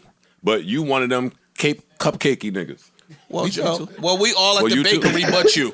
We all at the bakery but you. Not as a side dude. See, that's where you go. No, stop, wait, don't do that. Don't pay me away. 1, 2, 3, and 4 said I that. love the bakery. I own the fuck. Nobody cupcakes like Joe Parker except for you. But I'm talking about when it comes to side dude time. No. I'm a bagel. You can call me what you want to call me, Joe. No, that's not a the chocolate bakery. eclair. No, then what is reserved for your relationship? When you are a side dude, you are friends. You don't necessarily got to be in love with the girl. That's only a specific form of side dude. Even that side dude privilege. All side dudes are not her friend. Sometimes that's not true. No, that's true. You're right. I'm agreeing with that. I just think stylistically, this is how you go about it. Okay, all right. But I'm with you. You and Mr. Robinson. I'm with him. So, Mr. Get Robinson, the fuck out of here. Hold up, Mr. Robinson. You have been in a relationship with this lady, you said, for a couple of years. How many years? I think he said 3. Yeah. 3 years. Right? We was best around for about 3 to 4 years. 3 to 4 years. You have zero emotional attachment to this person. Oh no, I obviously do. Cool. What I'm trying to say, Cool. Wait. I'm sorry. She Now, wants me to console with her while her dude broke up with her. I'm looking at it as, hey, if you were treating him like trash by fucking around behind his back, what's the point of us being here trying to cry together? I'm with him. Yeah. Clearly, she wasn't even managing the side dude shit right. I don't know why they broke up, but if this went on for a few years and now dude is out of here, come on, man. Come on, what man. does to let you know, even her dude was kind of barely taking care of her. I was more looking out for her in a sense. So it had me wondering, like, why would I care? Like, she's telling me that, I have no soul because she's feeling down and I'm not. I'm like, well, that's your nigga. Why would I care? It's not the side dude job to have a soul. Because me not having a soul the last 3 years did you a lot of justice. Because if I had one and I really had feelings, I could have been doing a whole lot more. I've been playing my position. Now your cards have rearranged. Don't come bring that shit over here. Hell no. I'm with you, Mr. Robinson. Thanks. Now, I'm not. You got to be ready to play the game because you might lose her. And you sound like you like her. I always had mad bitches. Nah, to be honest, I kind of like. Like I could afford to let the little joker go. No. I like the side dude role because it's not too much. Like I'm on my way to Montreal right now to go play around with a few things, you know. Hey, Mr. Robinson. Cool, could you? Hey, Mr. Robinson. You pay to play? Say that again. Do you pay to play? He going to Montreal, of course. Of course he does. Play? With her? With anybody? Yeah, with her. With anybody. I don't mind taking out a woman to eat or anything. If you mean by that. No. He said he wants to know if you buy pizza. Well, in the other way, traveling wise, sometimes.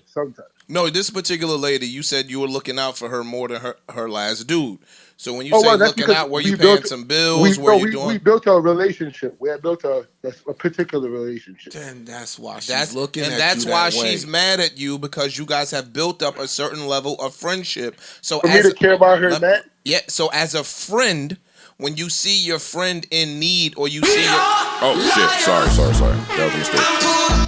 My bad. So when you see your friend now suffering or struggling, they're going through whatever they're going through, the friendship piece should now step in and console her. Regardless of what caused the grief, as a friend, you should want to be there for your friend. I think that may be her stance. Yes, I agree with the friendship part, but I don't agree about me having to care about you going through it with your man while we're messing around. But we're messing around behind his back at the end of the day. Mm-hmm.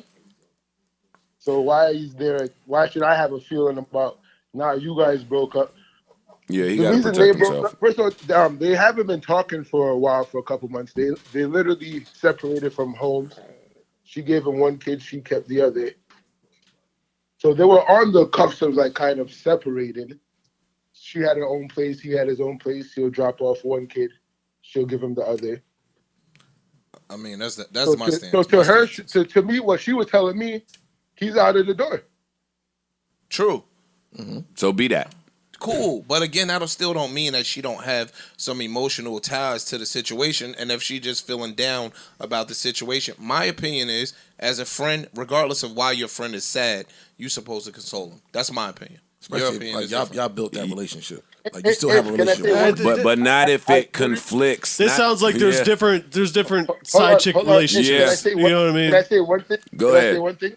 I've literally been there for her for everything. I mean, this person has, I don't even want to put the business out there like that, but this person has literally probably, it's too deep because it's like abuse involved. Don't do it. Don't do it. No. Listen, Mr. Robinson. But listen to that, though. No, but let me try to speak for you because I've been in this exact spot before.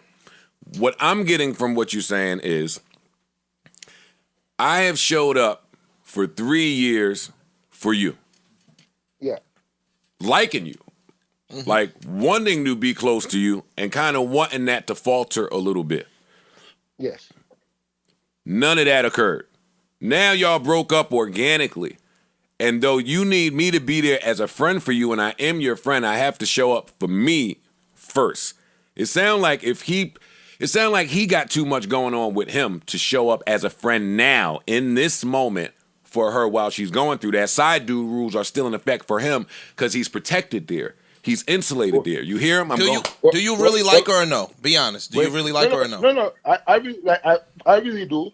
In the beginning, I really liked it, but then she kind of like kept letting it be known this is just we just doing this role. He protected After a while, I grew to accept the role and digged it because I was like, you know what? The less the responsibility. I don't have to deal with too much. That alters things. Yeah, that changed a whole lot. Now that changes. Y'all know how things. niggas be feeling, yo. No, that changes things. Mm-hmm. Now you using me. Yeah. You know, or misusing. It sounds me. like she wants to. No, we using each other, but now you misusing me. Yeah, I didn't agree to show up to be used this way. Yeah, right. You changing the rules in the contract. Now I'm agreeing with you. You know it sucks? Because that's why I hate watching the show. Because you guys really alter my mind sometimes. Where I'm like, I have to rethink like how I go about things. Like even in the relationship, I'm like, hold on. Because you guys are kind of saying the things that my mind is thinking sometimes, you know? Yo, Mr. Robinson, stand firm in your divinity. No, when she get that tickle and she do that little thing. Stand firm in your divinity, yo. When she do that little thing. They out there in Montreal. Montreal's a blast. I'm going out there for a week and a half. Oh, come on. Hey, go shake your ass. Go shake a tail feather out there, Mr. Robinson. I hope we were able to help you. Yeah, I love you guys, man. Thanks for this one. We love you too, Mr. Robinson. Peace. Whoa. Hey. Where we at on time? 2:51. Good, so I'll say it at the end of the pod when our audience is the smallest. We come in here every week and try to figure out why people pander. Right? Let's hear it. You got me nervous, bro. What's wrong with this thing? And a lot does come from the gays. And I think that part often is overlooked. We start talking about some of the gay people that are in positions of power, but the truth of the matter is a lot of the style and a lot of other things come from that. So when you talk about audiences that are just bulletproof or immune to certain things, a lot of them have a large demo with the LGBTQ plus community. All of you here on the edge of your seat. See, and that's the No. Change the lights to the rainbows.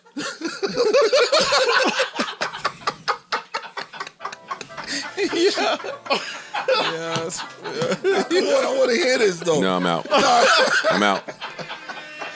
You can't say nothing serious in this part. I'm out. I really wanted to hear. No, don't worry about it. No, you didn't. I'm out. I'm out of here. I'm leaving. I'm listening. Oh shit. Y'all, hope y'all enjoyed this pod. I hope we didn't say anything to get ourselves canceled or get any of you guys riled up out there. I'm sure we did. Of course. Keep us in your prayers. Lord knows we need to be there. Until the next time, let's dance. I'm the only nigga they wouldn't allow to pander. All right, we are out of here. Y'all hold it down. Keep us in your prayers. Lord knows we need to be there. Until the next time, we bid you adieu, farewell, adios, arrivederci, hasta la vista, au revoir, so long, goodbye. Head on a swivel. Be safe. Be careful. Learn how to swim. Stay out of the water if there's not a lifeguard around.